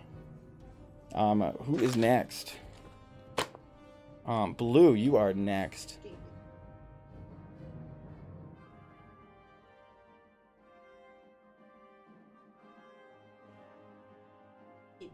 Blue, you're up.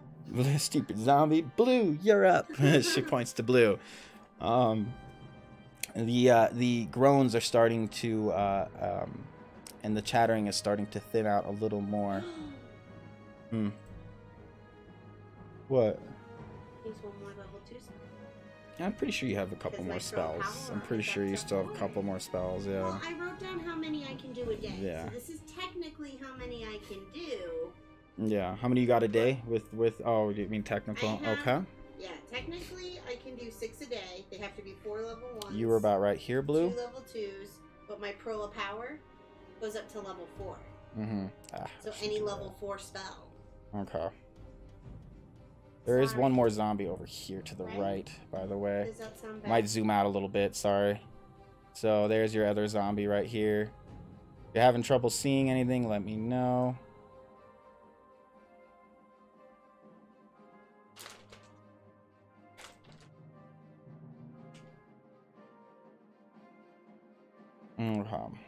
So Blue, since we're we were doing training with Monarch, so like I can throw you a little bit, because we haven't been able to. We weren't able to. You were working Saturday night, but we were working with Monarch in his class and stuff like that. But so you have 2 spells left. Now what you can do is you have your Divine Smite. So if you hit a creature, you can use a spell slot to add another 2d8 radiant damage. Now if you hit, you can do it. You don't use a spell slot unless you hit. I want to flank from that side and help Pyro Cowgirl as well. Okay, so about 5, 10, 15, 20. You can probably get to the zombie on the right. I want to get. I don't want to get flanked from that side, so I help Pyro Cowgirl as well, closer to Pyro Cowgirl. So you're about, I'd say about 18 feet right here, right now. From where, well, 5, 10, 15. Oh yeah, about 18 feet right here. Almost 20, maybe 19. Gets you to about right here. Anything else?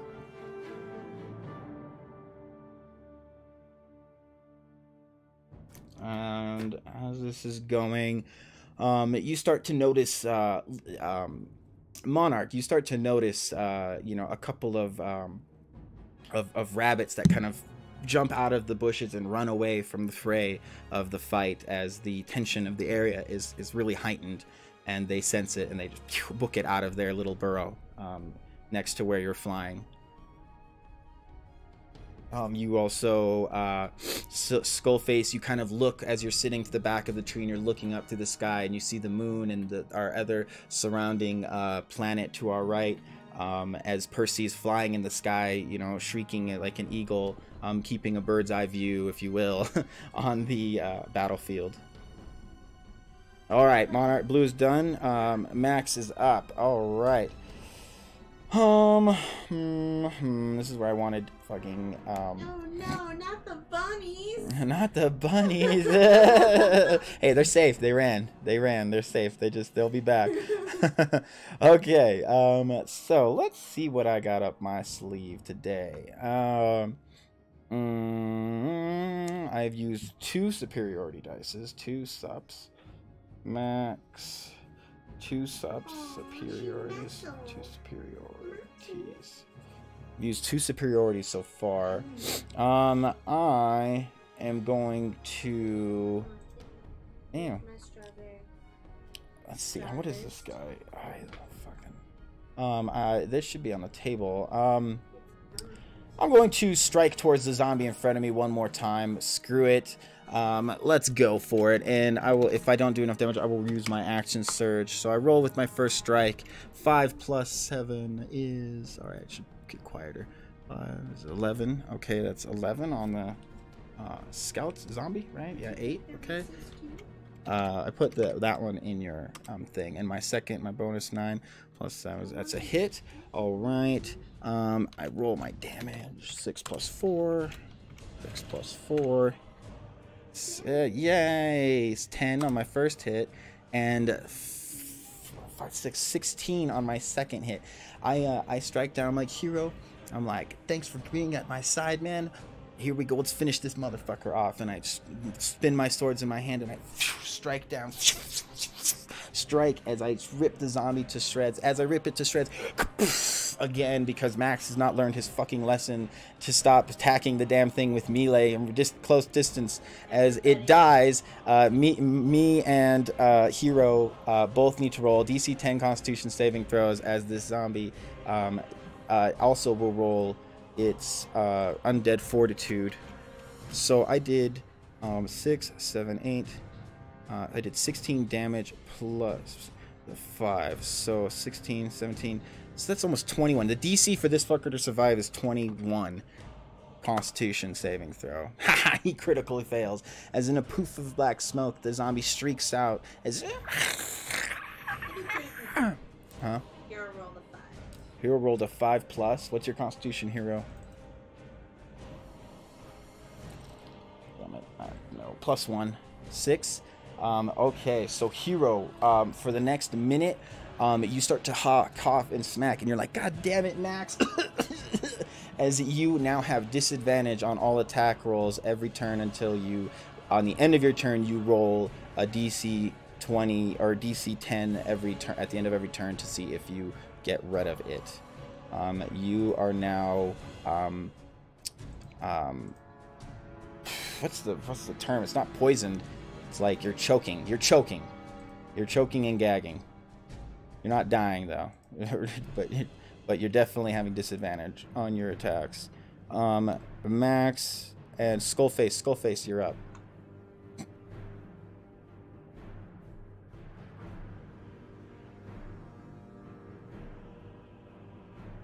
I forgot to pick up a bow in the town, so that's kind of where I'm at right now. I wanted to pick up a bow and I completely forgot that I wanted a bow and arrow. Get some distance on people. I can only throw my sword so far. Okay, I swing at the zombies with my axe and I use branding smite as I yell, is everyone having fun? I yell back and I'm like, yeah! Alright, go ahead and roll a DC 20 or roll 20 for your hit. As you say that, you kind of hear Silver looking towards you, and he kind of does this head nod, kind of yelp, like yelp.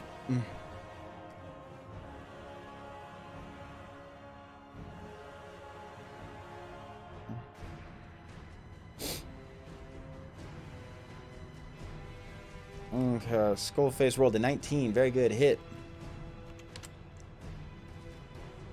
Sorry, I'm sorry. It's a habit. I appreciate it. Do it again. Sorry, I beat. Yeah.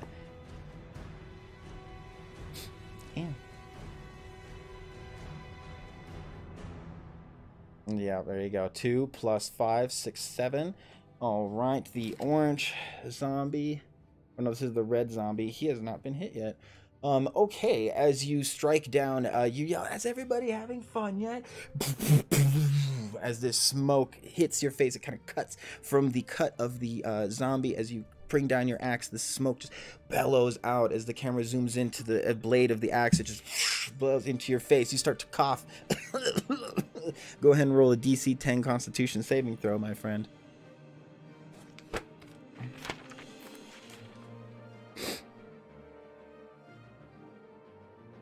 Yep, we roll at the end of each turn. Okay, so you are affected. You're doing... Oh, branding smite. Yeah, do your branding smite. That's fine. What is... I don't know. I don't have that down yet. I believe it's 8. I believe it's 8. I believe it's 8. Where's my phone? You want all these cool abilities.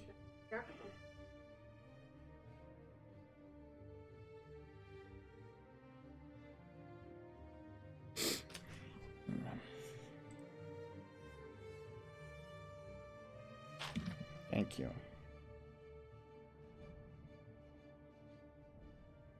That's fine.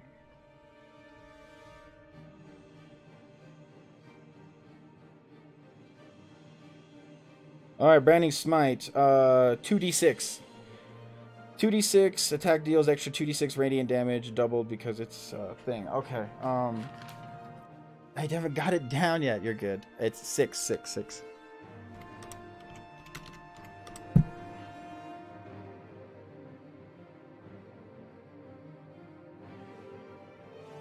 Okay, so that is your 2, or that is your one spell. You still have one more spell left, I believe. And then my phone just died, so no more looking up stuff for math.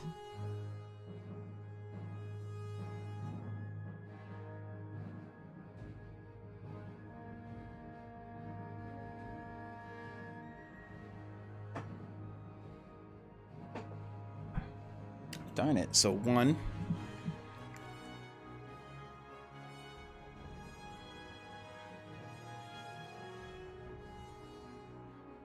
He's not here. Thank you, baby. I appreciate that.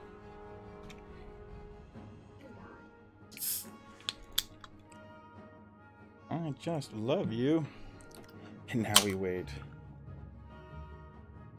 Alright, so 5 plus 6, so that's 12. Okay. As you do that, you did... The first one was that 5, 6, 7? The first one, you're 12, your DC, you're 12. You rolled a 2, yeah, so you rolled a... So 7 plus... 7 plus 12. Hang on, so 7.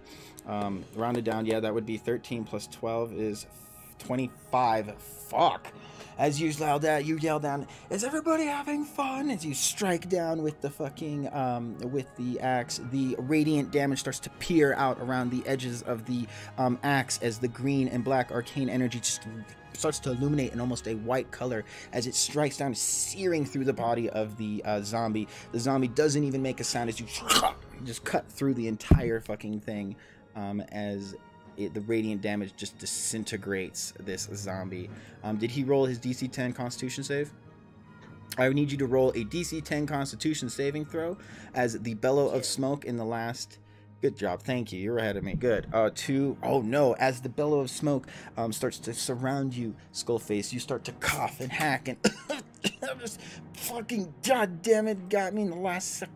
Fucking stupid zombie. As you are now... disadvantage on all attack rolls and have to re-roll at the end of every turn to get rid of it.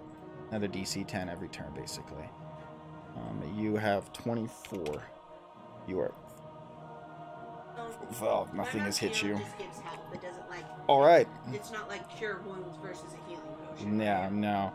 Alright, so the skeleton sees you, Skullface, first. As you look to your left, Skullface, you kind of bring your head all the way back around almost 180 degrees as you see the skeleton aiming towards you with his arrows knocked. It's a 17 to hit.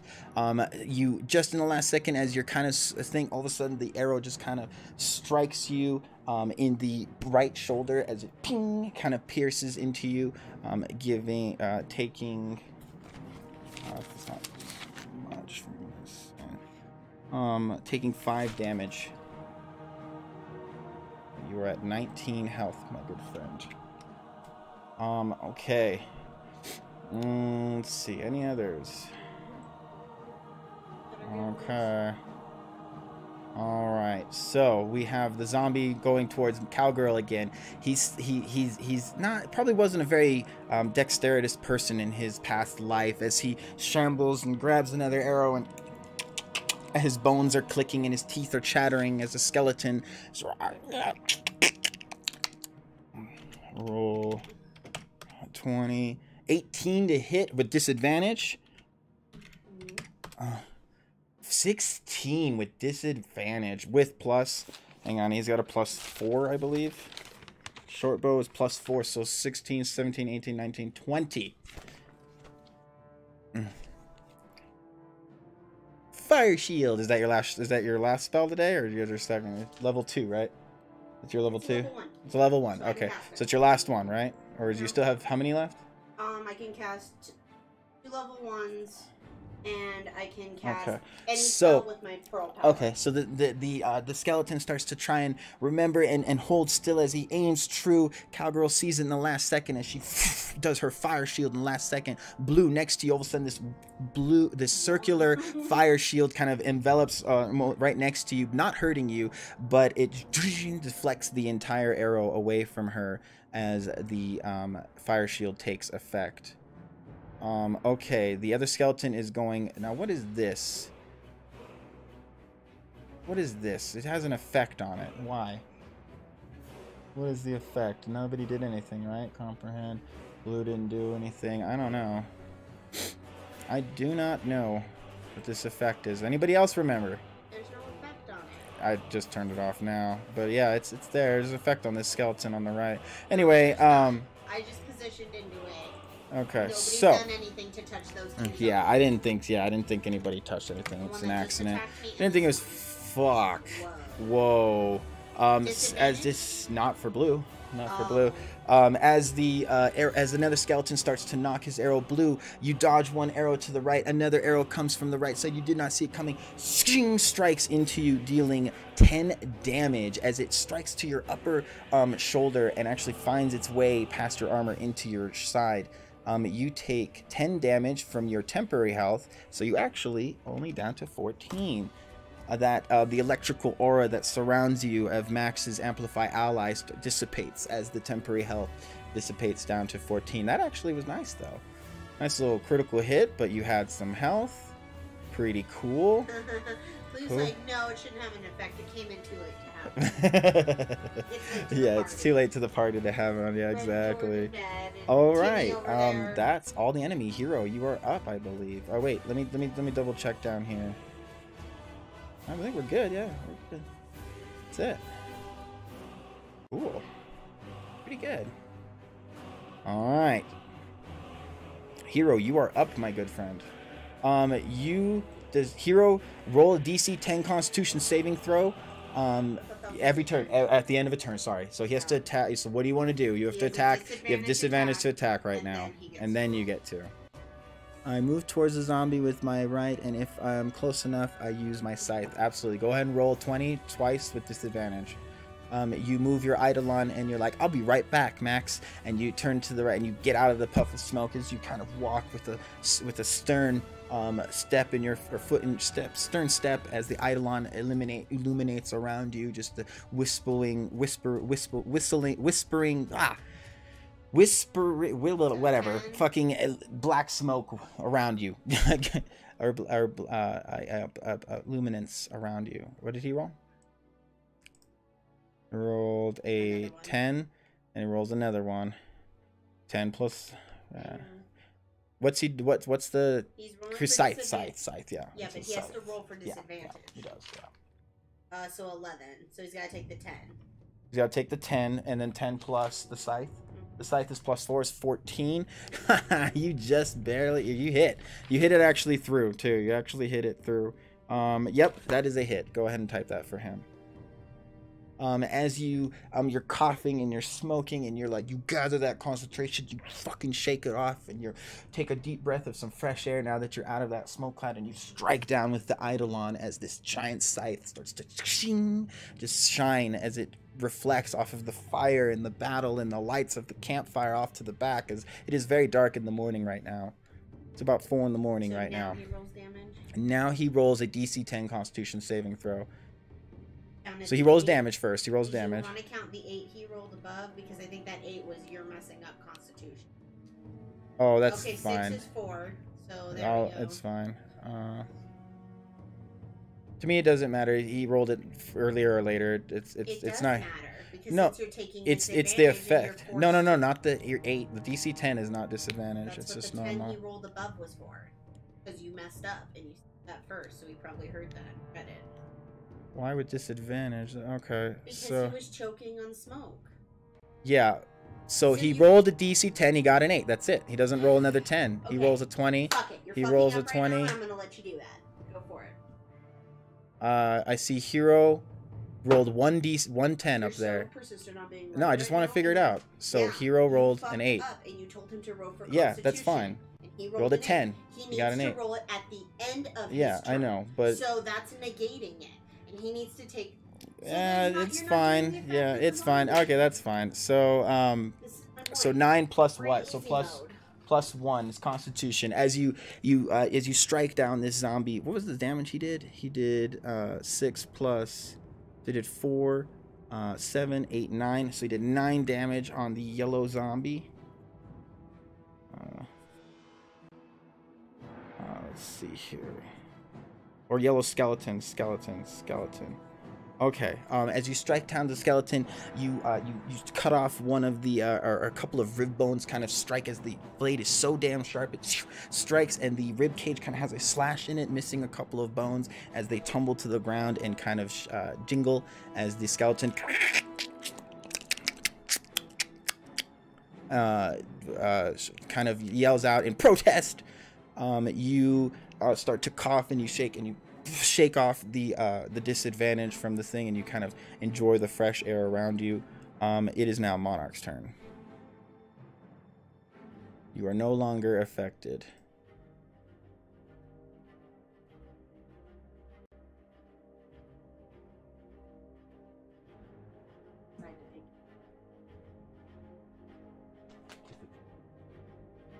Do you understand why that makes the difference?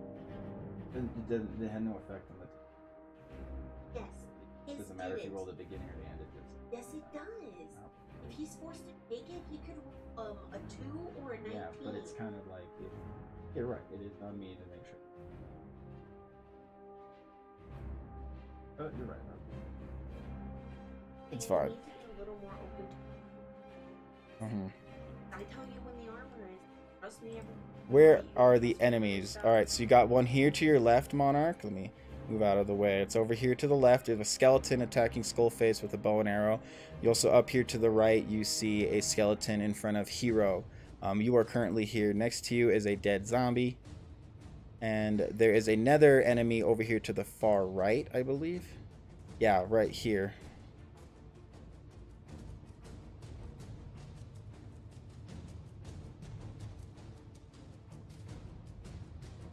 We have orange is still good. Okay, orange is there. Yellow is good. And we're going to make this guy purple now. Screw it. He is purple. Okay, there we go.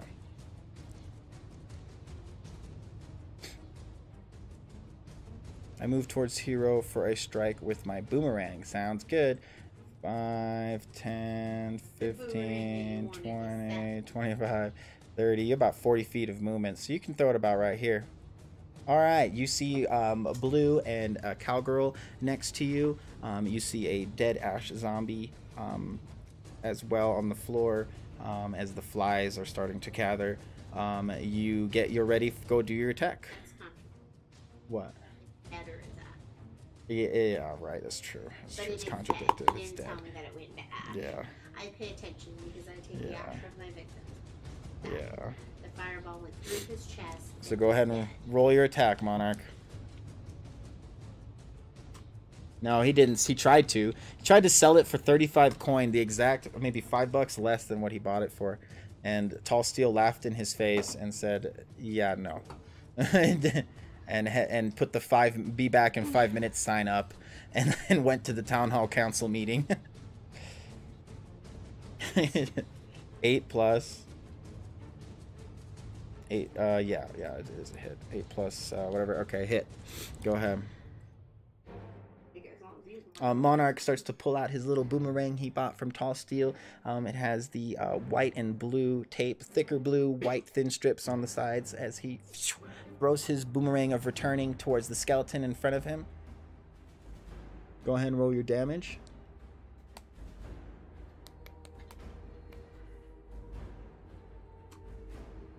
All right, 2 plus, 2 plus. I'll be right there. 2 plus 3. Sorry, I just so it's 5. Again, okay. The orange. Okay, so as you throw the boomerang, the zombie, it kind of flies past the zombie, and you gotta get disturbed for a second, but all of a sudden you hear the as it strikes and hits one of the arms of the zombie off. It is now does not have its bow, and it is missing an arm, its left arm. And it is at, it's 2, 3, 4, 5, 8. Not looking too good, this zombie. All right. Pyro, you are up.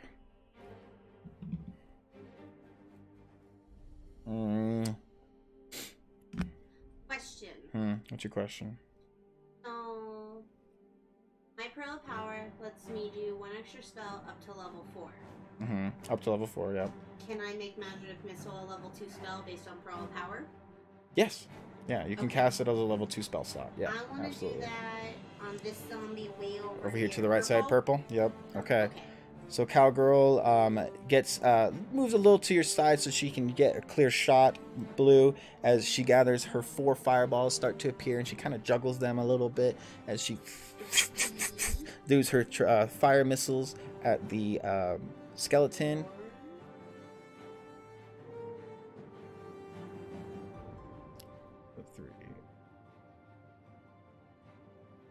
Ooh, 2 total.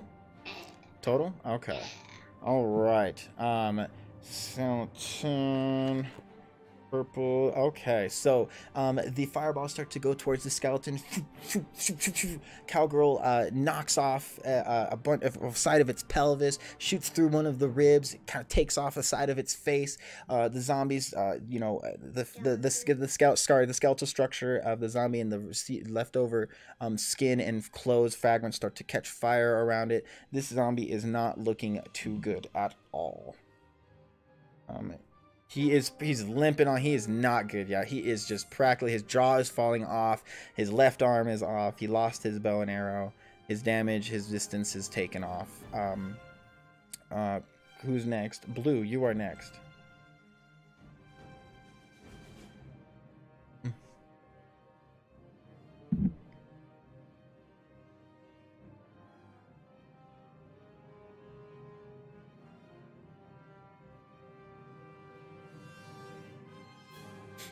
As this is going down, Skullface, you start to look to your right and you see the river.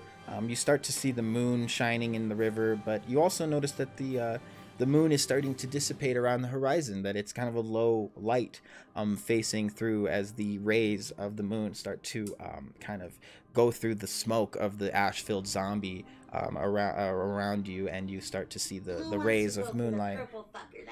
Okay, I want to go for that purple fucker. 4+. What's the roll? 4, 5. So that's 9. You just barely hit the fucker. So let's see. Hang on. No. Actually, no. It's a skeleton, huh? I'm sorry, buddy. That is a fucking 4 + 5 is 9. That is a negative. That is a miss. I'm so sorry. As you move up 5, 10, 15, 20, 25, you strike towards the zombie, and you kind of lose your footing in the last second, and you strike, and the zombie's arm happens to fall off right when or fall. It is you strike and you miss completely around the side of it. You just nick it, and the zombie kind of looks to you and just kind of skeleton. Why is this white here? Ah, there we go. Max is up. Okay. And has disadvantage. And I have disadvantage. Okay, so I'm gonna move towards Skullface's. Oh god, how far is that? No. 5, 10, 15, 20, about 25 right there. I'm gonna attack this skeleton. I come running and I'm like, Hero, sorry about that smoke. I'm sorry. As I cough, and I roll with disadvantage on this skeleton. 2, probably gonna take the 2. Did I get a 1? No. Okay, so first strike's a miss. Second, oh, it's so blood. Come on. Yeah, 13 + 7. So the second one, the bonus strike hits with my second sword. I do my 1d6. Let's see here. Let's do my superiority dice as well. So roll 6 damage, so fucking 4. So as I roll, I do a superiority dice, and I try to do my trip attack. That is 4 damage. Let's roll for the zombies. 14 DC strength throw. Rolls a 17. I strike towards the zombie. I do not get him off. I strike him with, what is that fucking measly damage? 4 plus 4 is 8, 9, doing 9 damage to the yellow zombie. 9, 10, 11, I strike down, I miss a couple times. The zombie kind of takes a step. I lose my footing of what the fuck, and I fucking cough, and I can't see. My eyes are burning, and at the end of all that, I barely get a little 8 damage. I kind of throw a backhand, and I strike, and I cut a little bit of the bone off, and I roll a DC 10, yeah, at the end of it to Constitution saving throw. Fucking God, that's a fail. I'm still coughing and hacking it up. All right, who's next? Get back into cover since it's apparently cover, and you try to use my turn to get dust out of my lungs with strong outgoing. I get back to cover since apparently I left my cover, and I try to use my turn to get the duel. Well, the zombie came around. He melee attacked you from the side. You have cover against ranged attacks. I'm sorry if I didn't specify that. You have 3/4, you have a +5 AC against ranged attack. But the zombie walked up to you and stroked you with a slam attack at melee. That's, sorry if I didn't clarify that. So no, you don't roll your 10, or you roll, oh, that's me. Okay, Skull, you're up. So you roll, where is he going to? I get back to cover. I left my cover and I try to use a turn to get the dust out of my. Okay, so you're not doing anything. So just roll a DC 10 Constitution saving throw. If you don't want to do an action or anything like that, then that's just normal. Then yeah, and then that's it. That's your turn. If you don't want to attack or do anything, you can't do the DC 10 save until you either do your attack or it's near the end of your turn, or at the end of your turn. That's all. You feel free to do that though. It's completely your call. Oh. You hit me with the skeleton. Yeah, you did. When you did your melee attack, you completely moved around. You're over here to the right. You were about like over here. Doing your attack, yeah. You definitely you were no, it's not that he got hit with a arrow from afar, but that was because he had moved out to, you know, like the zombie had hit and he was not hugging the tree anymore. He wasn't taking cover. He was just attacking the skeleton. When you attack the skeleton, you're not attacking the skeleton unless you describe it to me that you're attacking the skeleton while hugging the tree. I figure you move from the trunk base of the tree to hit the zombie or hit the skeleton.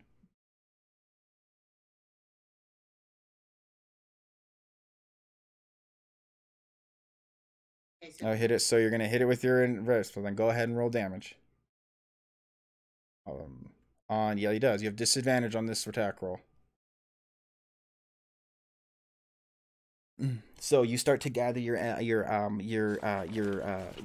Eldritch Blast as this crackling black and green arcane energy starts to form as you make that gun shape that you love to do so much, as it starts to form while hugging the tree.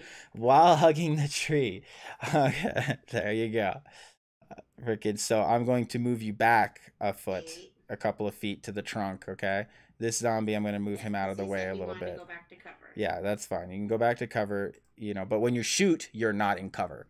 You have to, after your turn, you use your movement to back up, which is fine. So unless it's like if there's a reaction, it would hit you because you're technically shooting, you know what I mean? So it's like you know, like you can't hold a tree and hide behind a tree and shoot blindly. That's disadvantage if you want to stay behind it. You know what I mean? You can do that stuff, but he's like disadvantage. So go ahead, roll 20. You have this. He got an 8. He got an 8 and plus. I'm thinking because Skullface not only does he have problems rolling, but he's got multi attacks like I do. Yeah. I think that because he's not a mod, it's some sort of. I've told it not to do that though. Like, I have told Stream Elements to not, or Moobot. Skullface and Pro Gamer Guns have problems. Maybe I'll check into Moobot some more or something. Nice, roll a 20, but you got 8. So 8, it is a skeleton. 8 plus 7, you hit. DC 13, you hit. As you're coughing and smoking, you hear what? I'm sorry, it's a fucking habit. As far as I did it once, twice. As you start to you gather this arcane energy, you start to you hesitate for a second, and you're pointing, and you kind of close your eyes, but you hear the voice of Lilith, your demon hexblade a friend in your head, and she kind of like she's like focus, and you open your eyes and you do your Eldritch Blast, and 2 plus 5 doing 7 damage to the orange zombie. As you focus, you think the zombie sees coming towards, it's walking towards you, and you fucking grin it out, and you as it engulfs the zombie and it destroys the skeleton. I mean, and that skeleton is no more. Enemies go next. This guy can't do anything. Okay, so we have 2. He's gonna pick up his bow for an action. I know, right? So this skeleton is going to look towards the last person that hit him, and that's Max, and so he's going to roll his short sword or his short sword. Yeah. 20. I don't think he has any effects. Says 4+. That's a miss as he uses his one arm and he strikes towards Max. Max kind of just ping. I'm gonna use my superiority dice and just completely. Or wait, no, never mind. He didn't hit. He missed it. He missed it. So he missed it. He missed it and he takes damage. So he misses the melee damage, misses the attack, and he kind of tumbles a little bit, and Max kind of does a shoulder bump with his spiked armor, and he takes 1 damage. It's not enough to kill him, but he's definitely not looking too good. That's one enemy. The second enemy is gonna strike towards Blue, the purple, with his short sword. Towards Blue, he rolls an 18. God, fucking God. He strikes towards Blue, and he does Blue kind of pushes off one of the attacks, and the skeleton kind of veers back and strikes with the left hand, cutting Blue off guard, dealing 5 more damage. Blue kind of takes the strike and kind of you kind of hear him grunt as it goes against the armor, and it echoes off of his armor and his helmet as he takes it with stride. Hero, you are up next.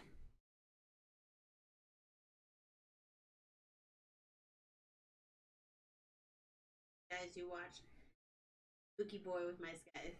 14, that's a hit. 14 hit. Go ahead and tell him it's a hit. You want me to know that? Yeah, that's fine.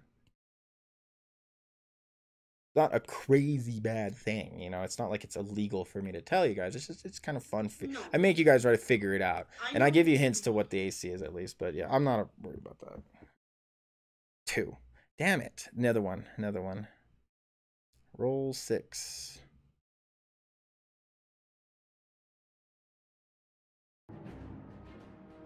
The Hero's having that problem too. The first one shows up, the second one goes to his Moobot. They're not mods. People that aren't mods have problems like that. Okay. And And a 5. a 5. Okay, so 5, 6, 7 plus what? 2?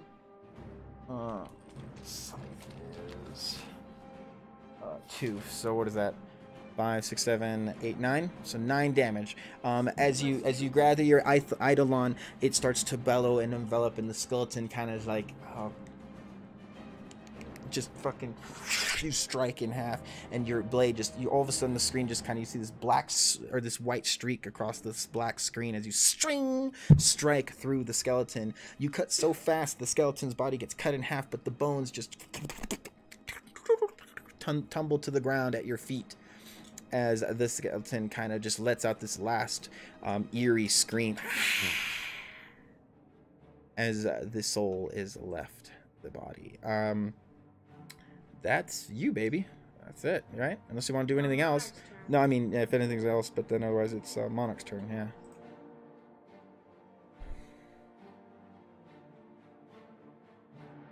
Huh? No, you have not gotten hit. It hasn't, nothing, everything's dead over there.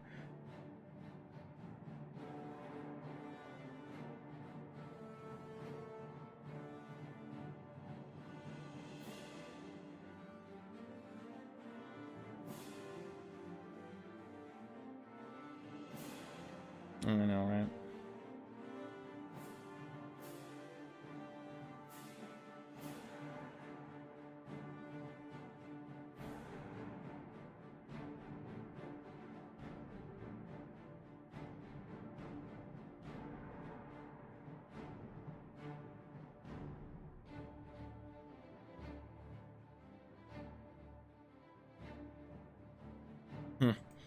White Rose is gone too. I knew when. Yeah, it's too nerdy for him. Things keep just. Focus up. Now this is time to hunt. As he smacks you on the back.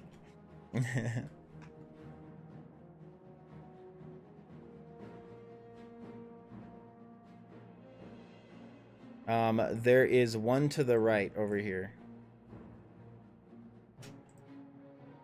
Near blue. It's the last one.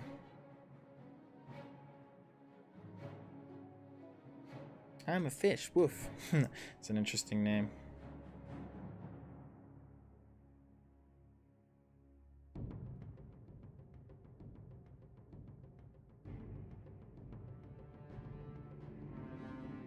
They don't know how badass it is.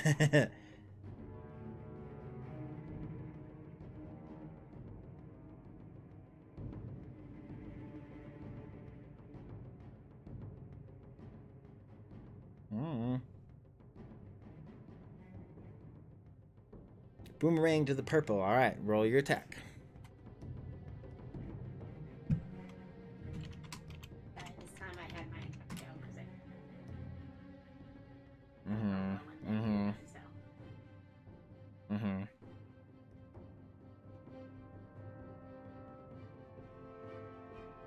Roll the 2.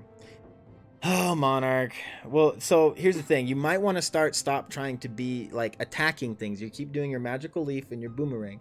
You need to maybe give some tries to like your spells, your hideous laughter, you know, your poison dust hits automatically. They have to save against it. You might want to start trying that. Like you keep, you know, I'm not yelling at you. I'm just trying to help you out here a little bit.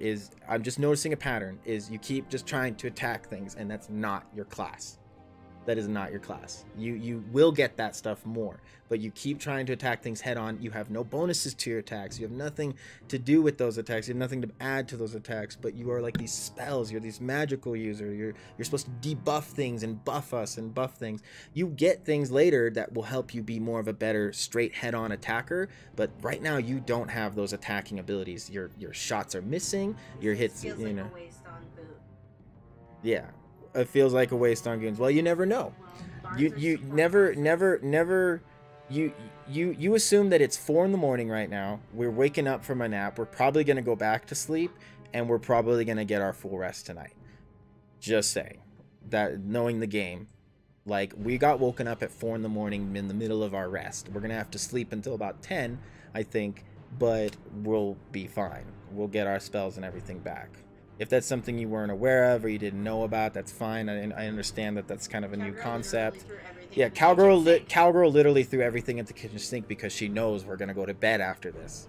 You know, I was about to use my action surge. Like, people could, you know, this is something that probably not everybody realized, but this is something that comes with the game. Is we're probably gonna go to bed after this. No guarantees, but most likely. You know, I never say a guarantee because I might throw a dragon at you. No, I'm just kidding. I was considering something else doing, but the fight's been going really well, so I didn't need to do anything.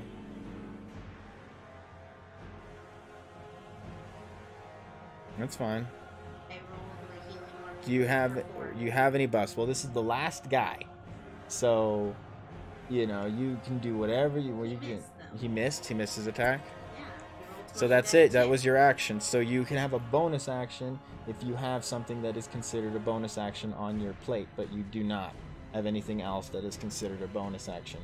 If you had like a little dagger and you wanted to do a bonus action attack with a 1d4, no bonuses, you could do that, but that's pretty much all you have right now. So unfortunately, that is it for Monarch. Pyro, you are up. So, that was, unless he has something he wants to do, but otherwise he doesn't, you know. We'll go over bonus action and action stuff more if you want it later, but like most of your spells cost actions. Nothing you have. Thinks there's another guy. Okay, let me see. Oh god, I zoomed out. That's gonna crash. That's gonna crash. Oh god, oh god, oh god, oh god.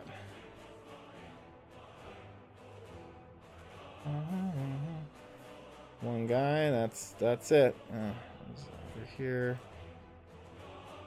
Yep, that's it. That's everybody. One guy left, right in front of you, Blue.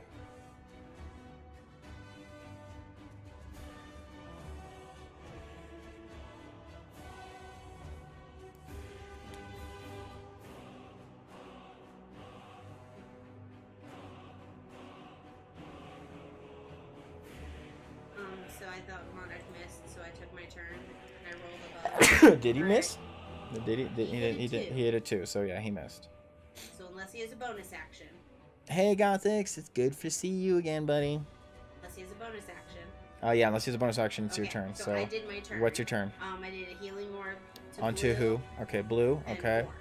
And it's 4 health. All right. So Cowgirl uses her turn to look towards blue, and she gathers a white ball of energy, and she throws her healing orb at blue, giving him 4 more health. He is now back up to 13 health, as you feel a lot better, blue. All right, you feel 4 better. Okay, that's your turn. Blue, it's your turn, buddy. You can type that. You're good. No, you're fine. I don't know. I don't mind, honestly. Like, you want to see the full battlefield? Just ask me. Can I see the whole battlefield, or can I see if there's any more enemies around? That actually makes me feel good because I know you're looking at the map and you're looking and paying attention. I know it's hard with the small phones. Yeah, I know it's hard with the phones, but this game is entirely played in your head anyway. You know, so it's kind of like this is just to help you. If people start knowing what their tokens look like, they can say things like, "I attack the closest enemy to me." Yeah, you can. And I would rather see the whole battlefield rather than what's zoomed in on me. Because 30 seconds, you move something or have to pull up and change somebody's health. You're here, Gothics. If I mean the last we're literally on the last guy, but you actually were here in the beginning of the fight, so you're allowed to poof back in.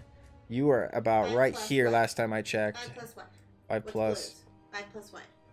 Oh, 5. It's plus 5. Oh. Blue is a plus 5. It's a 10. Damn. Really? Blue's been missing a lot. That sucks too. Monarch and blue all night. No. Did you like give call to action and blue to attack? When you have that ability yet? Let me see. Remember the one we were talking about? Amplify, You were no. like, I give you my turn. Yeah, I give you my turn. I don't have that one yet. Oh. It's because some of these other ones will suck later, so it's like get rid of them, use them now, and then, yeah. Turn on ally. I'm sorry. Your sword and finish this guy off. Okay. So let's see here. Your sword, finish the guy off. Dead. I need to look at my map. Okay, so I move 5, 10, 15, 20, 25, about 30 feet. I zoom up to blue and I'm like, "Hi, blue." I'm like, this stupid zombie giving you some trouble, my friend. And I strike. And I have disadvantage too. I'm still coughing too. I strike. That's 7. 9. That's the first one's a hit. The second one is another. Roll 4 times, man. 2. So the second one misses. The first one hits with 9, 10 plus 7, and I strike down with my first sword. 6, 4, 5, 6. I strike down and blue kind of gives me a shoulder bump as I push my sword into the skeleton, and the skeleton falls apart at our feet as blue kind of kicks the stupid skeleton. God damn. And he kind of uses his wind powers to kind of blow its ashes and bones into the bushes nearby, and he kind of feels better about himself. All right. Well, that is it for that. The fight settles down. Yeah. Everybody calms down. The forest starts to get quiet as you start to hear the chirping of the crickets and the howling of the wolves in the background as Silver kind of ears perks up. Everybody kind of lowers their tension. They kind of look around. Everybody kind of searches around. I kind of move out towards deeper into the forest to kind of keep an eye on it. Keep an eye and look around and see if there's anything. I'm using my sword to kind of push things around and search for enemies around from where the zombies came from. And I yell to Hero, I'm like, "Any idea where the fuck these things came from or why?" I investigate, see where the undead might have come from, and then Cowgirl is like, "Absolutely. Go ahead and roll survival." Yeah, to find tracks. 10? Okay. So you find tracks in the ground. You see a bunch of kind of, worn out boot tracks, some skeletal feet, some zombie. They are heading from the south side towards the north. I point north. I look back to everybody, and I'm like, we could rest tonight and maybe go find these, find out where they came from, maybe. But I think we should rest up and regain spells. Let's see how far it goes. Okay, all right. See, but by saying that, No, it's fine. Nope. Be a piece of bagger. I'm gonna go look for some herbs. Okay, I'll check out at Power Go Move Out, roll 20, rolled a 25. Oh wow. Stop eating your dice. Fine. Let me see where the undead. So Cowgirl's starting to search around. Everybody's kind of looting around. Everybody go ahead and roll a d10. I'm gonna start. I look around. I'm kind of looting through this skeleton, and I see his broken down bow, and I kind of pick it up, and it's kind of got a couple of designs in it, but nothing too flashy. Just a simple bow, and I actually pick that up and I put it into my back, and I roll a 20 to see how many arrows I find on this bastard. Please be good. 19. I find 19 arrows. Okay. I'm gonna freaking. So what's hero rolling for? The 10.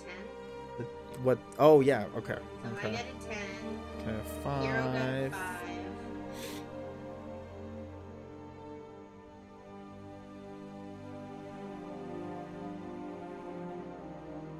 I cast breath of fresh air.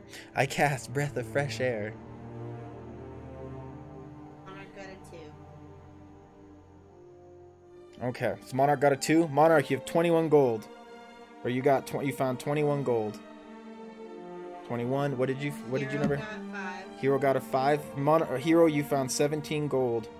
Write this down. Cowgirl, you found 20 gold. 20. Where's my ledger?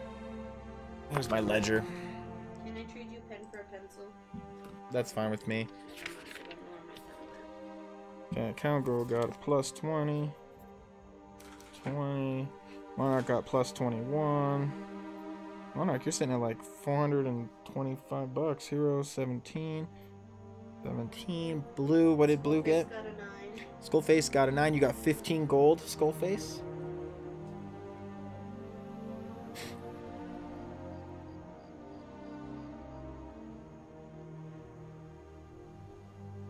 With my scythe and set up some basic defenses. Absolutely. Go ahead and roll a survival check for me, Hero. Okay, so everybody got their loot, Monarch? No, Blue, we're waiting. We're waiting on Blue. Okay. Alright. Give Give me your pen. I don't know where it went. Okay. I said a second. Alright. I will roll a 10 as well for loot. What did I get? I've got 21 gold. Okay. I'll take that. I'm searching around. You search through the bodies, the various skeletons. You push them things around. You search through some. You find a baggie of some gold Blue, or of some gold Monarch. And Hero, you find a couple of gold spread on the floor near the other skeleton. Blue rolled an 8. Blue, you got 14 gold.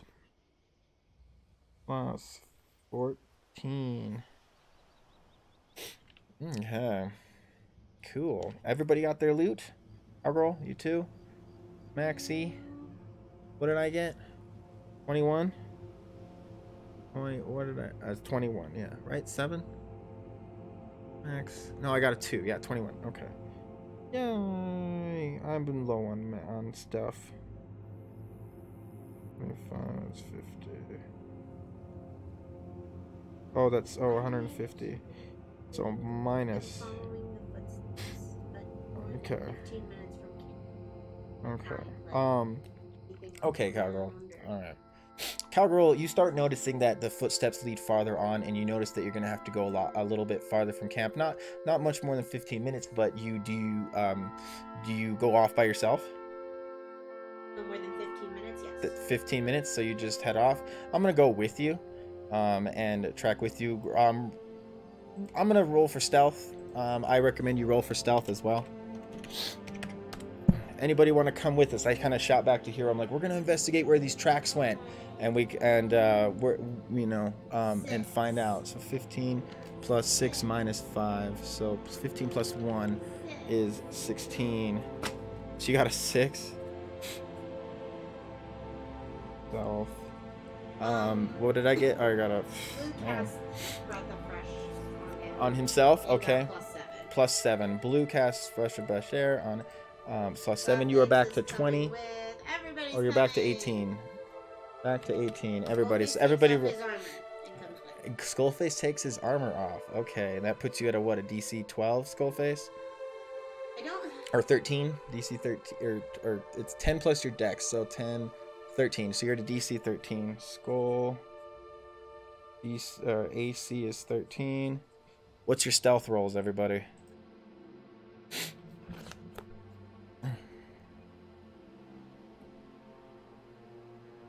Zero and I are behind you, Max. Okay, here, also, Gothics rolled a 19. 19 fucking Gothics and your crazy stealth. 19. Gothics rolled a 19 plus 9. What is that? 31? Plus 9? 28. Thank you. Sorry. Mine was Gothics 28. What was yours, babe? 6. Oh, 6. Mine was 15 plus 1 is 16. So me and Skullface, it looks like. 16, and Skullface got a what? 3 plus 3, so me and Skullface. Skullface has 6 as well.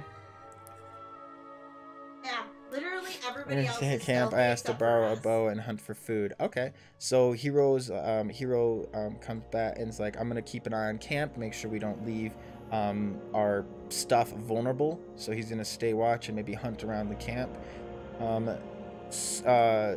You say you asked to borrow a bow and hunt for food.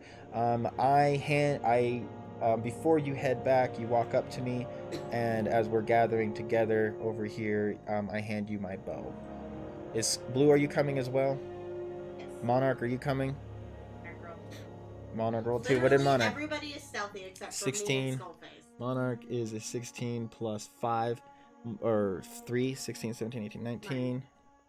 Everybody rolled stealthy except for me. Like everybody rolled 14 or better. Except for me and Skullface. Yeah. So I'm pretty sure everybody is stealthy. Here, what am I on that? 16 plus 5 or 3, so 19. 19. Okay. So our lowest rollers are Pyro and Skull. Okay. Good move, Hero, to be safe. Yeah, that is a good idea. Gothics, you and Zero start to come. Do a stealth roll for Zero Gothics as well, please. As you hop onto Zero. You call, you whistle to Zero, and he kind of... He had rolled a 15 back for that survival check to harvest wood. Okay, 15. Sounds good. You start to use your scythe, Hero, and you start to chop some wood, and you bring some more firewood back to the camp. 16. Even the goddamn animals are silent. And it's 16 plus, what is it? Its stealth is... it's dex, so we'll do a +3. So it's 19. So Hero brings a pile of wood back to the camp.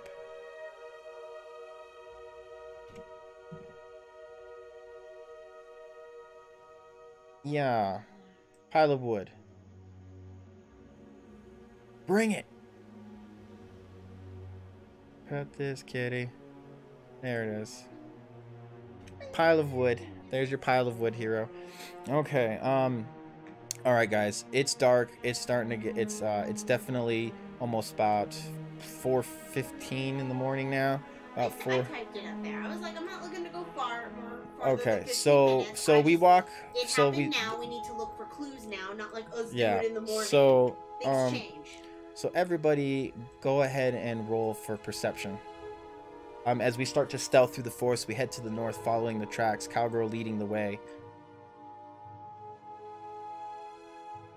Yay! Critical fail. Critical fail.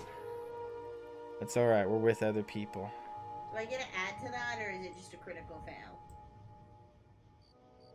You add to whatever your. I'm proficient in perception. Yeah. What is your perception? Okay, so that's. 7. Oh no! Critical fail. Critical what I 1. Yeah. asked you. Yeah. No, you're right. Doesn't do anything. Critical fail means nothing. I see trees. I see trees. Grass. You see trees and grass. Yes. And people.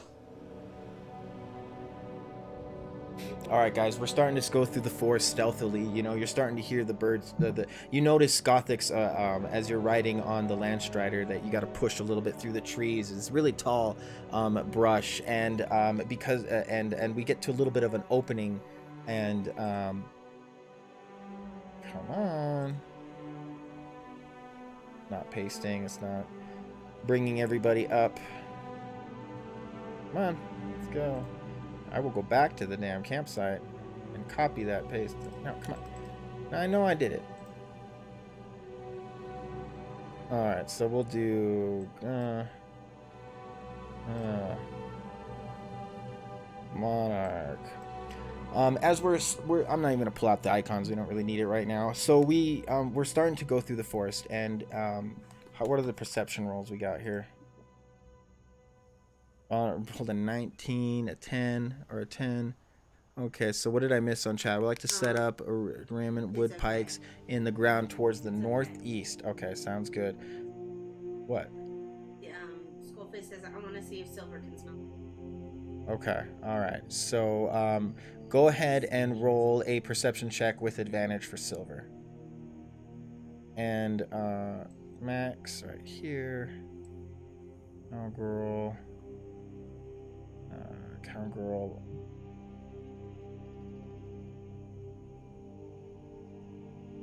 Blue's here too.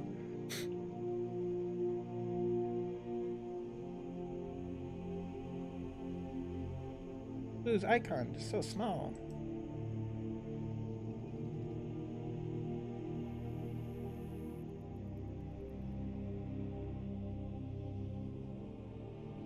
Yeah, you're back at full health. Skullface and Silver. What'd they say? What am I missing? You gotta roll the 19, so... Okay.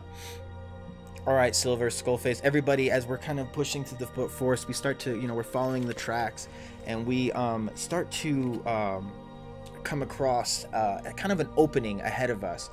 And in the opening ahead of us, we start to see kind of the mountains start to form to our right, as to the north of us, and we start to see that we're coming towards these hills and a slight mountain range. It's getting really, you know, real elevated over here.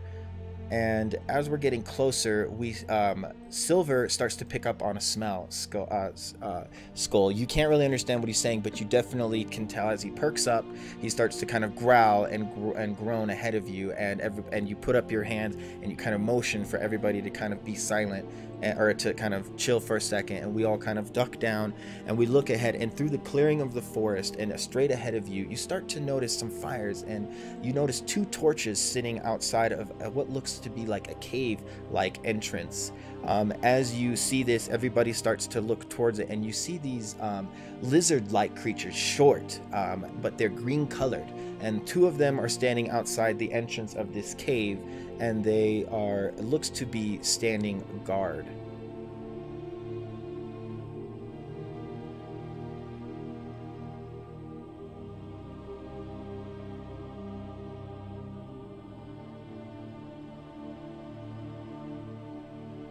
Let's see what I got of this. I didn't finish this part. Okay. Yeah, there you go. There's your opening.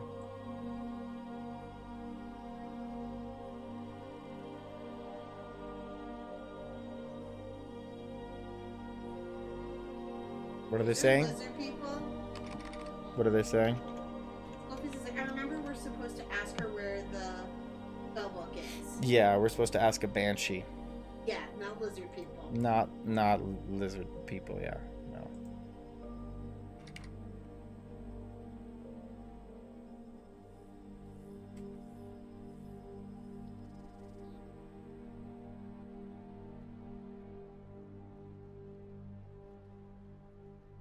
Monarch wants a history check, and Hero it's Monarch, it's not a history check, it is a nature check. Go ahead and everybody roll a nature check right now. Okay, I like speak to everybody. Okay, what are you speaking? What are you saying?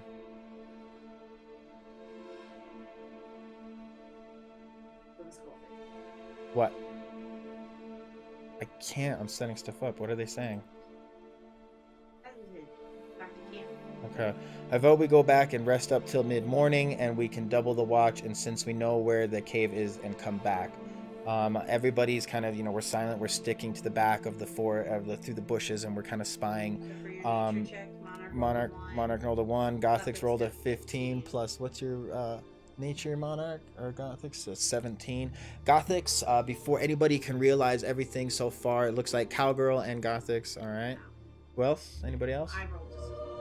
Oh. Making sure I didn't roll better. As we're kind of sitting through, we're looking towards the cave entrance, and Gothics, you kind of remember hearing about these creatures. These are kobolds, short lizard-like creatures that are known to either be in coercion with higher entities. They're mostly minions of sorts, but they have been known to follow in the footsteps of dragons. Mostly they stay the color of the dragon that they worship, or they are mostly related to the dragon that are in the same color that they worship. These ones being green. You notice that they're kind of their eyes are kind of, you know, dazing as before. It's like about 4:30 in the morning right now. They are standing the graveyard shift watch. These kobolds are tired looking. I agree. I look to everybody. I'm like, now that we know where these guys might be, we could keep our watch and maybe attack these guys in the morning and see what the hell, why there's zombies coming from here. And all we know is that we see the tracks leading all the way to the entrance of the cave.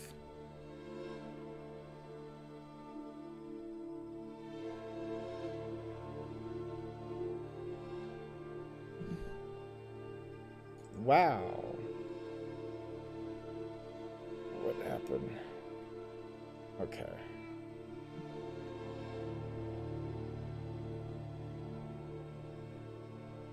I want to do something funny. I rolled a 16 and I didn't hear anything so far as investigation. Basically, you were rolling for perception to see if you could see the stuff, and then you rolled for nature. I had you guys roll for nature and not investigation when it comes to knowing what a creature, a natural being is.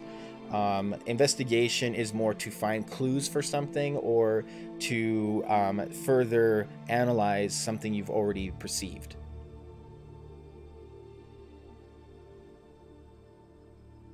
I'm trying to pull them up for us.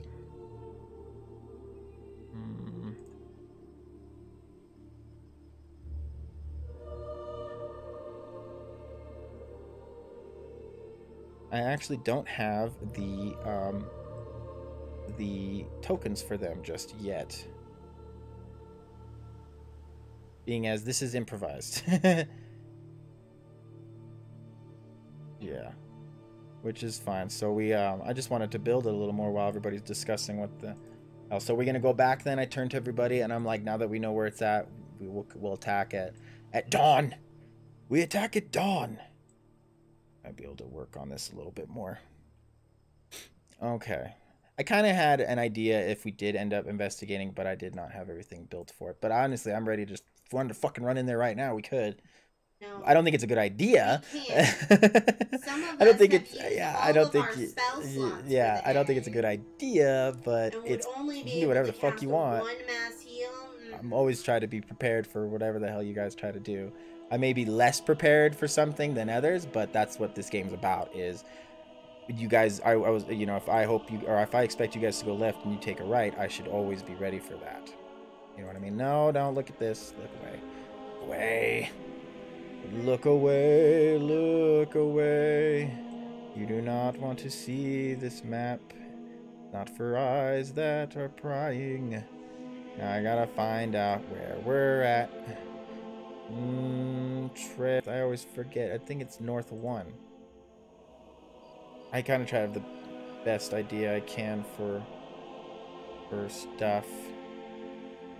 Oh snap, it crashed. Max, your thoughts as Gothix looks towards Max and everybody's starting to whisper and discern. I look to Gothix and I'm like, I think that's a good idea. I think we should head back to camp, meet back up with Hero, tell him what we found,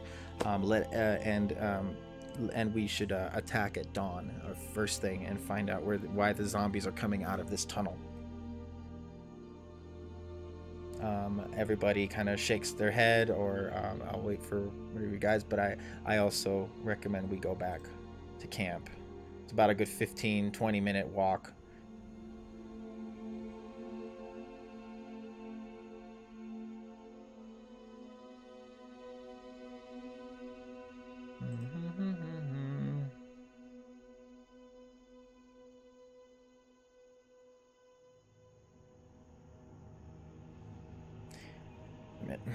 I forgot what the map name was that we're on. No, it's not Phandalin. Try North 3. No, not Trail. Should be... Oh, I lost it.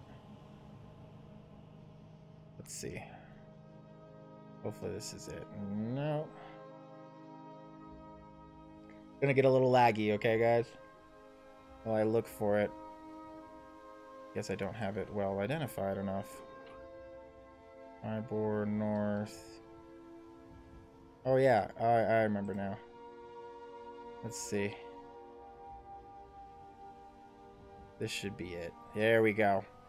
The river north to south. Got it. Found it. As for trekking, it almost takes us about another 20 to 30 minutes to get back. As it takes a second to go through this forest. By the time we get back, it is almost 5 o'clock at night, almost, or about maybe 5:10 in the morning. The sun is starting to peer. I walk up to the kobolds and say, "Why, hello, would you like to hear about our Lord and Savior Cthulhu?" Have you heard about our Lord, Savior, and Cthulhu? As Gothix is like, they need to hear the heroes. Skull's about to head out. We grab him in the shoulder as he untucks his Bible out of his side with the Cthulhu symbol on it. Everybody's like, no, no, no, don't do that. Okay, so you didn't hunt? You could hunt. You definitely can hunt. You can do that. Can be what you were doing while we were gone. You could be hunting for food. So go, if you want to hunt, go ahead and roll. I role play 2 sides. So you go ahead and roll another survival check. And where did you want to hunt at? Right now you're currently near the campsite, middle near the forest. As you're waiting for us to get back, we zoom back to Hero. At the campsite, Percy has now landed. Hero, you see him kind of land and thump with his 4 legs on the floor as he comes up towards you, and kind of you guys make this eye contact. For you can't really talk to him, but you know he's a noble, majestic creature, and you've definitely fought with him in battle, and he's just kind of looking at you. You're kind of looking at him. He's looking at the forest. Just everybody's keeping an eye out. Rolled an 18. So where did you want to? Northeast. So Hero, you start to move up towards the north a little bit, and you see a buck. Kind of a little more. It takes you about another 10 minutes to the northeast. Like you're heading close to the trail that you saw us, but you start to veer off to the left, and you find a buck about 10 minutes from camp walk. And go ahead and roll a 20 for the bow, and your bow is your dex, and you're not proficient in it, I don't think. Crap. Oh, this is something I have to look up. Look up your synthesis summoner real quick. Are you proficient in mortal weapons? Oh wait, you are, because your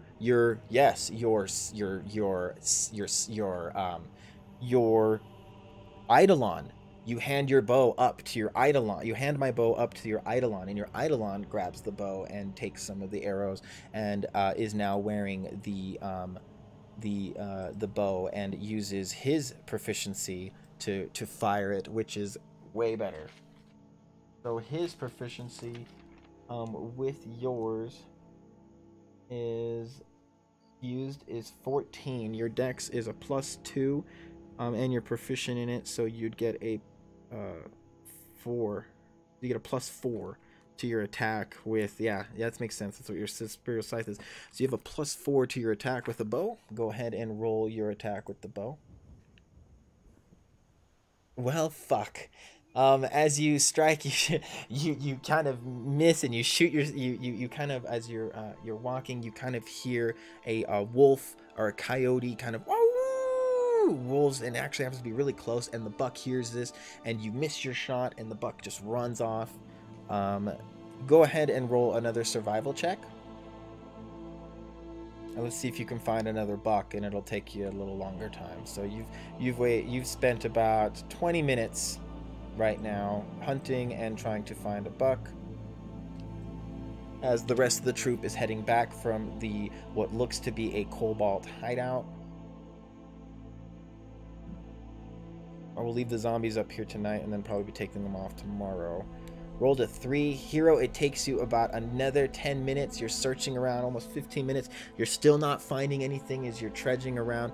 Go ahead and roll, let's go ahead and roll a stealth check, Hero. No, I want to track the fucking coyote. Alright, so you didn't find it with that 3 roll. So you're tracking the coyote, and you're trying to chase it down, and you start to hear as the bushes and stuff dissipate in the distance as he gets on you, and you lose the tracks. It is nighttime. The sun is just peering out. It's dark in the forest. You're not seeing things. You're lucky you're not at disadvantage right now at hunting at night.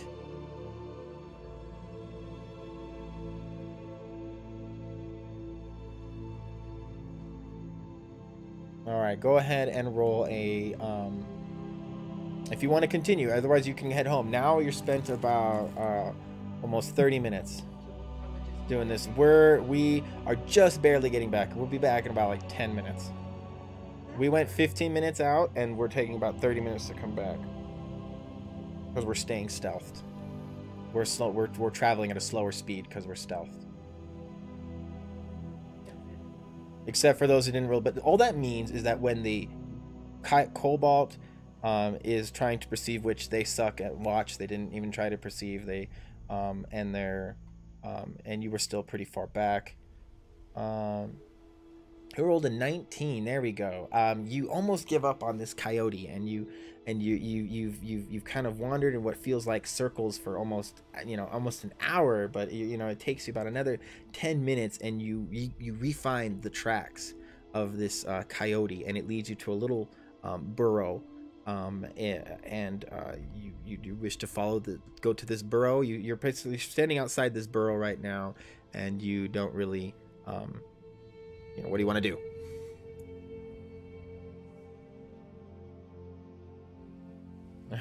It's okay, guys. I'm going to distract him with the work of Cthulhu.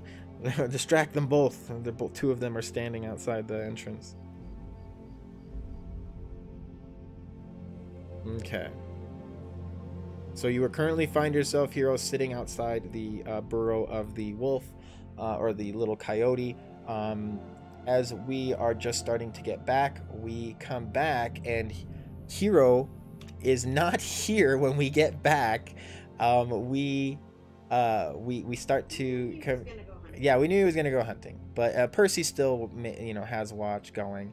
As we start to get closer, we see the fire going, but it's starting to lose some of its girth, or whatever the hell it is, some of its fuel.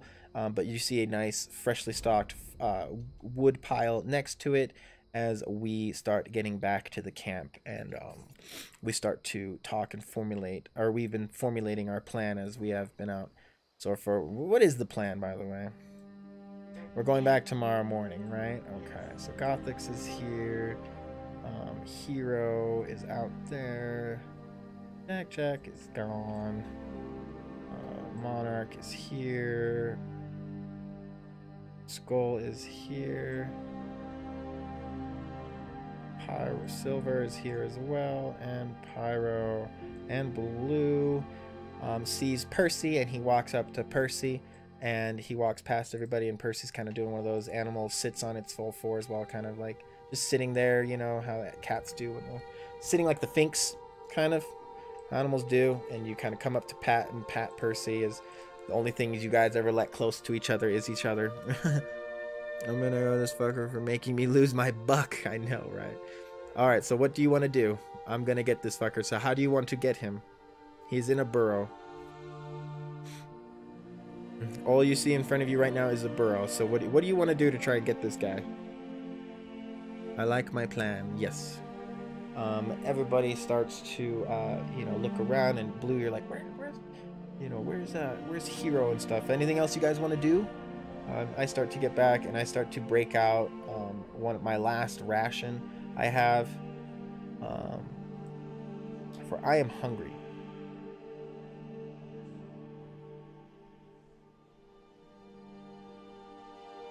Gothics and Zero, you are here. You can all start calling watch. Who wants to take first watch and stuff like that?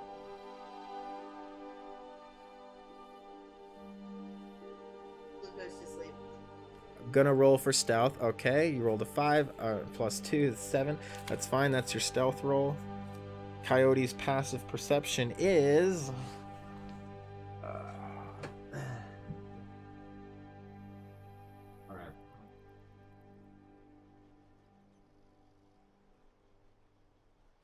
Who wants first watch? Well, I let my phone on. Anybody? I guess this would be faster just to do it this way.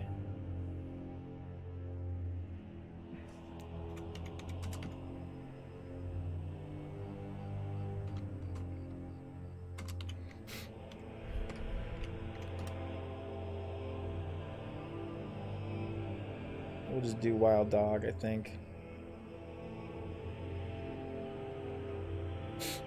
Alright, its passive perception is +3. What? No, passive perception. Where is your passive?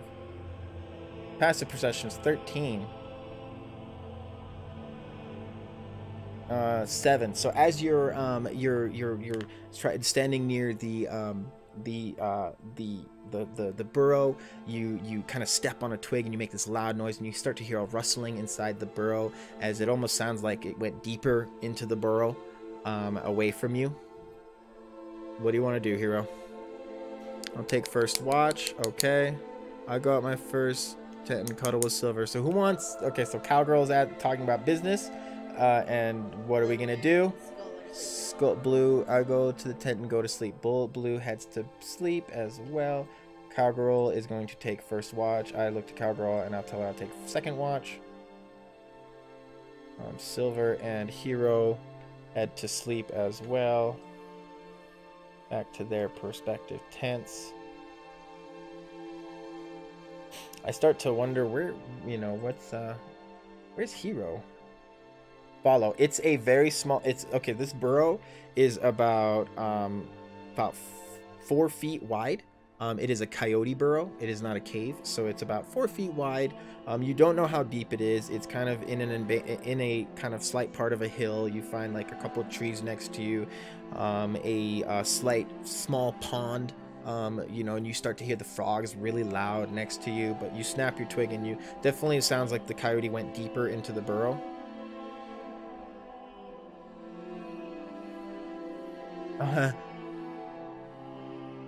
You are not there, Skullface. Unfortunately, you cannot give Hero that advice. Hero has to come up with this stuff on his own. Sometimes I'll let you guys talk to each other just because you're not really next to each other. I mean, I'll still let you guys talk to each other, but this is one of those instances where he's got to figure out this challenge on himself. Anything else anybody wants to do? Hero's going to bed. Cowgirl's going to start taking watch. This is all taking under like 10 minutes now. He's walked about 40 minutes. Or he's been out there hunting for about 40 minutes right now. Shrink down to gnome size. Okay, so you shrink down to gnome size. Do you change into your gnome clothes? Oh, nice. Nice. Okay, so you have your clothes. I figure you're taking your small clothes. Okay, hell yeah, Hero. I forgot you can do that. That's so fucking cool. Okay, so Hero, you shrink down your changeling form. You start to change as you shrink inside your clothes, and the clothes around you stays the same shape, and you feel your clothes gonna get bigger around you as you turn into your old man gnome second persona. This is one of Hero's abilities and his second persona. He has the clothes for this gnome in his backpack. He changes. This takes about 10 minutes again, so you're running on 50 minutes right now. As you or about, I'll say about 5 minutes. So you're running on 45 minutes right now, and you start to climb in. Go ahead and make okay, so you start to go ahead and make a survival check again. Go ahead and make another survival check. Roll 20. I'm gonna get this fucker. Unfortunately, nobody can hear this going down right now. I'm kind of eating my rations, talking to Cowgirl, wondering where you are. And everybody else is chilling. Monarch, what are you doing? Rolled a 14 plus 3, 17. All right, hero. You come across in this burrow. You see two. The burrow starts to split into the left and to the right, and you take a couple of minutes, and you see the tracks mostly lead to the right. But you also notice that the dirt has been unsettled around that way, and it faces to the right. So you take a right, and as you're coming down the burrow, you're kind of squeezing through. You're on your hands and knees still as a gnome at 4 feet, but you can fit through now, and you start to hear this growl at you. And go ahead and roll initiative, hero.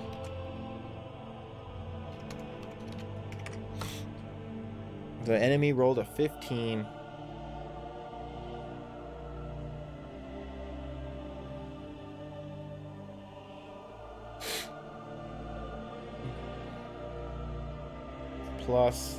Plus it's 2, so 17. The coyote just rolled a 17 initiative.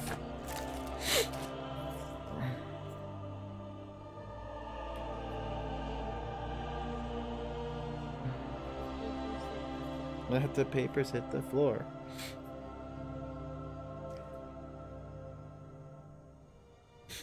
Hero rolled a 10 plus your initiative. What's your initiative, hero?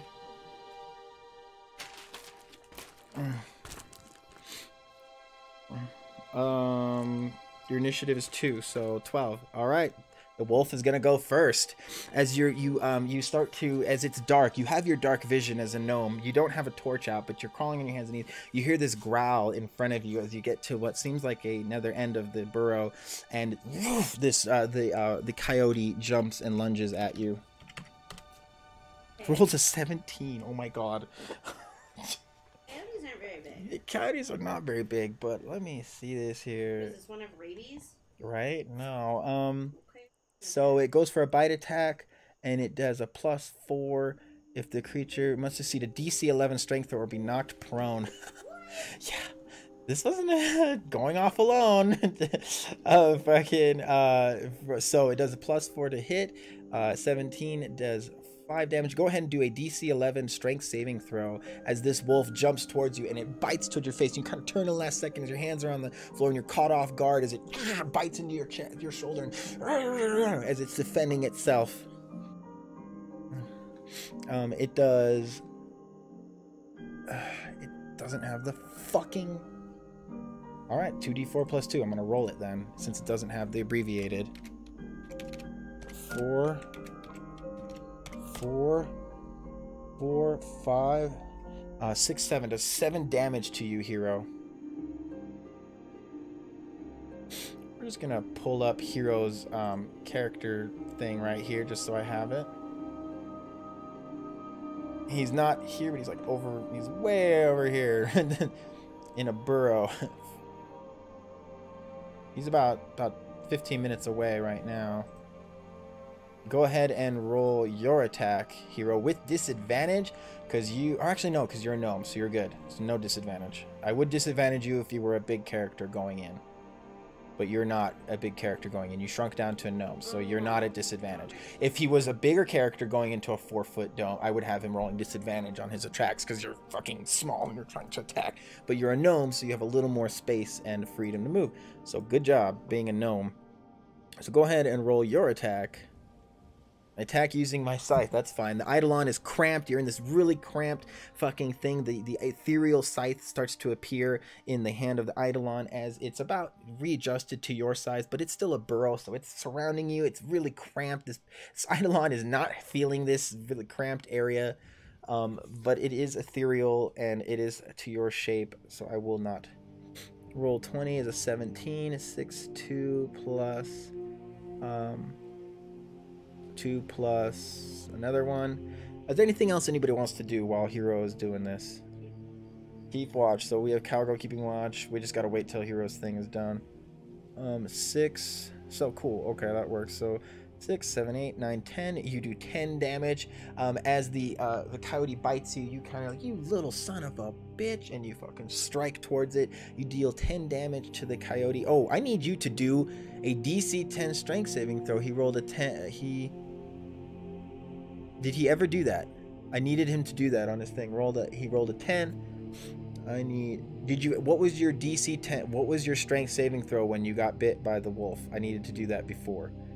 I did not see that. 11 strength saving throw is 11. Honestly, it doesn't matter because you use half your movement and you'll stand up anyway. So mechanically wise, never mind. It's fine. Oh, you got a 12. Okay, so you passed it. Okay. You strike towards the coyote and you get the scythe into the side of the coyote. This coyote kind of looks towards you and bites towards the ethereal scythe, but the scythe kind of dissipates and reforms in the as the eidolon is around you. It kind of comes closer to you, and the wolf or the coyote is going to attack again with a bite attack. Rolls at 8, 9, 10, 11, 12. Your DC is 14. He misses. He bites towards you, and you have your scythe, and you kind of catch it in the mouth of the coyote, and you kind of shake the coyote off. It is now your attack.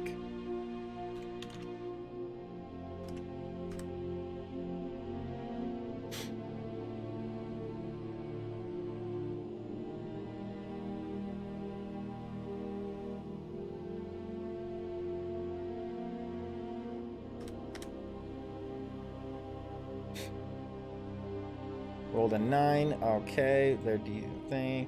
9, 10, 11. Okay.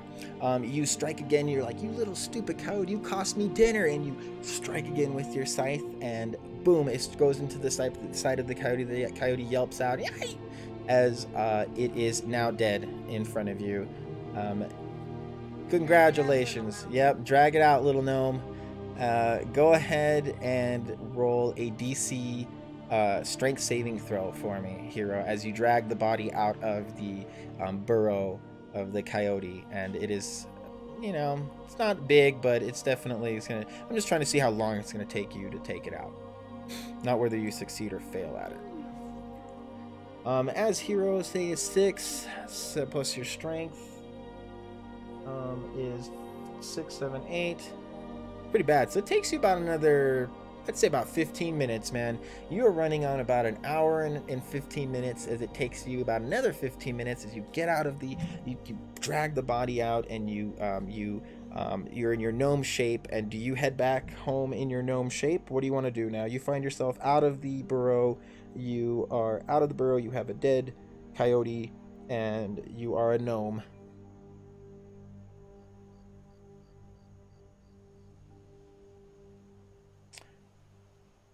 And then if anybody else, I'll probably call it here after this. After Hero gets this done, we'll do our watch next time, and we attack at dawn.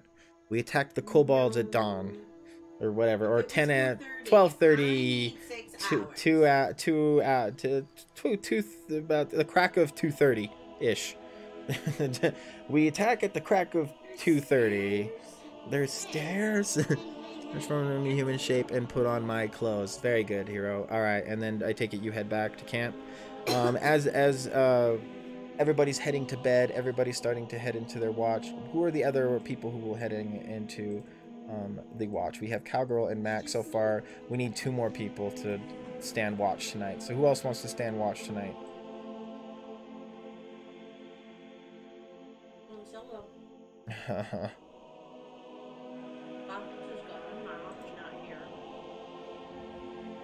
Monarch's here. What do you mean they're not here? Like they're here or not here? They're not here. Oh, they're not here. Really? They're both gone? Did they leave? Blue's asleep. Skull's asleep. And Blue's asleep. Skull's asleep. Well, we can figure this out next time if you guys want.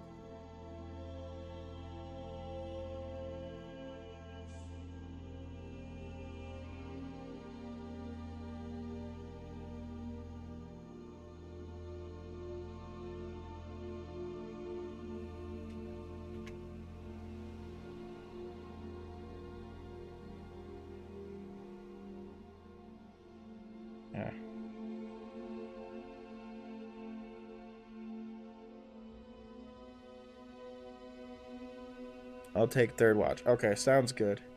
Yeah, it's fine. We're actually gonna call it. We had to find the Banshee and ask her about the spellbook and kill the orcs around them. Yep, that's our main mission, and we're gonna head to Thunder Tree. We're heading up north. Let's see here. I love pulling out this little map. I worked hard on it.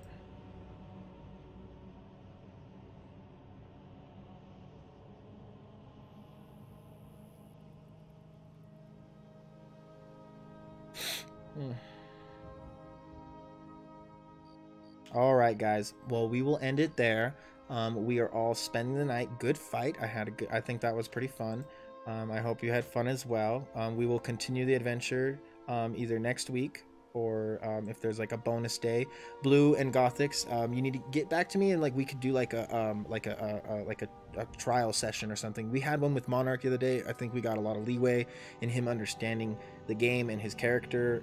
You know, he was able to work with me a little bit, and we got him understanding his character. His character actually has a little more health. His character actually has a couple more things. I did something wrong. I did some wrong calculating, so it was good to recalculate everything on him and make sure he was actually better. So Monarch actually has a little more ability than we once thought before, because he's a jack of all trades, which gives him a +1 in every skill that he does not proficient in. So he just has like +7 and like plus this and plus that and everything. It's crazy. But I will bid you adieu as I kind of, you know, before everybody heads into their tents, I say good fight to everybody. You know, staying ever vigilant. We'll get down to the brass tacks of where these zombies came from, and why. Is it really? Aw, Hero coming in with some more biddies. Aw, you're too nice to me. Thank you so much today, Hero. That was freaking awesome. Good fight today. I can't wait to get to Thunder Tree. Thunder Tree is this place up to the north. We are about right here on the left, if you want to know where we are about. And the kobolds are in this little mountain range up here, or little hill range. It's like a abrupt little mountains, nothing too tall, but you know, definitely some hills that you can build into. But we are about right here, down here. If you see my mouse, I hope you do. I would love to do a marker. Marker. Customize. Marker. Click to add marker. Yeah. There we go.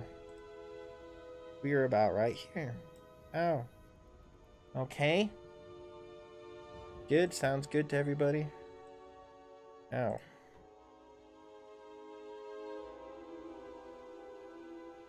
Good night, Skullface. Good night, Hero. Good night, Gothic. Good night, Blue. Good night, Percy. Good night, Silver. Good night, Cowgirl. Good night, Zero. And good morrow. I hope you guys have a good night. Get some rest. Thanks for being at my side. Good fight. And good morrow.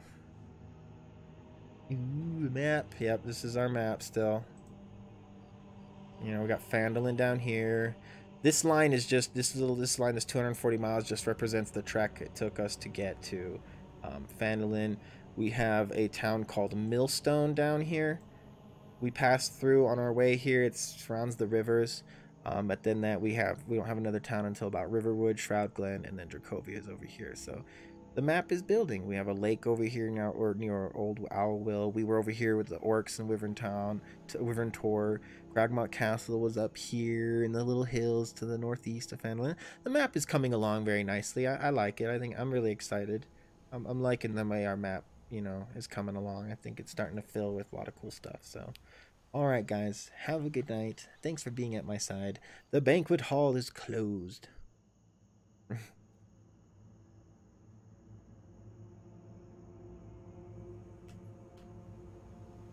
I will give a little bit of points out for everybody participating. The economy has changed, so we will do 50.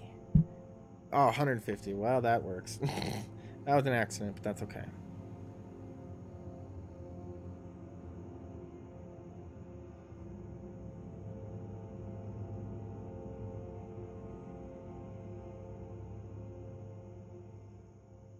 Hmm.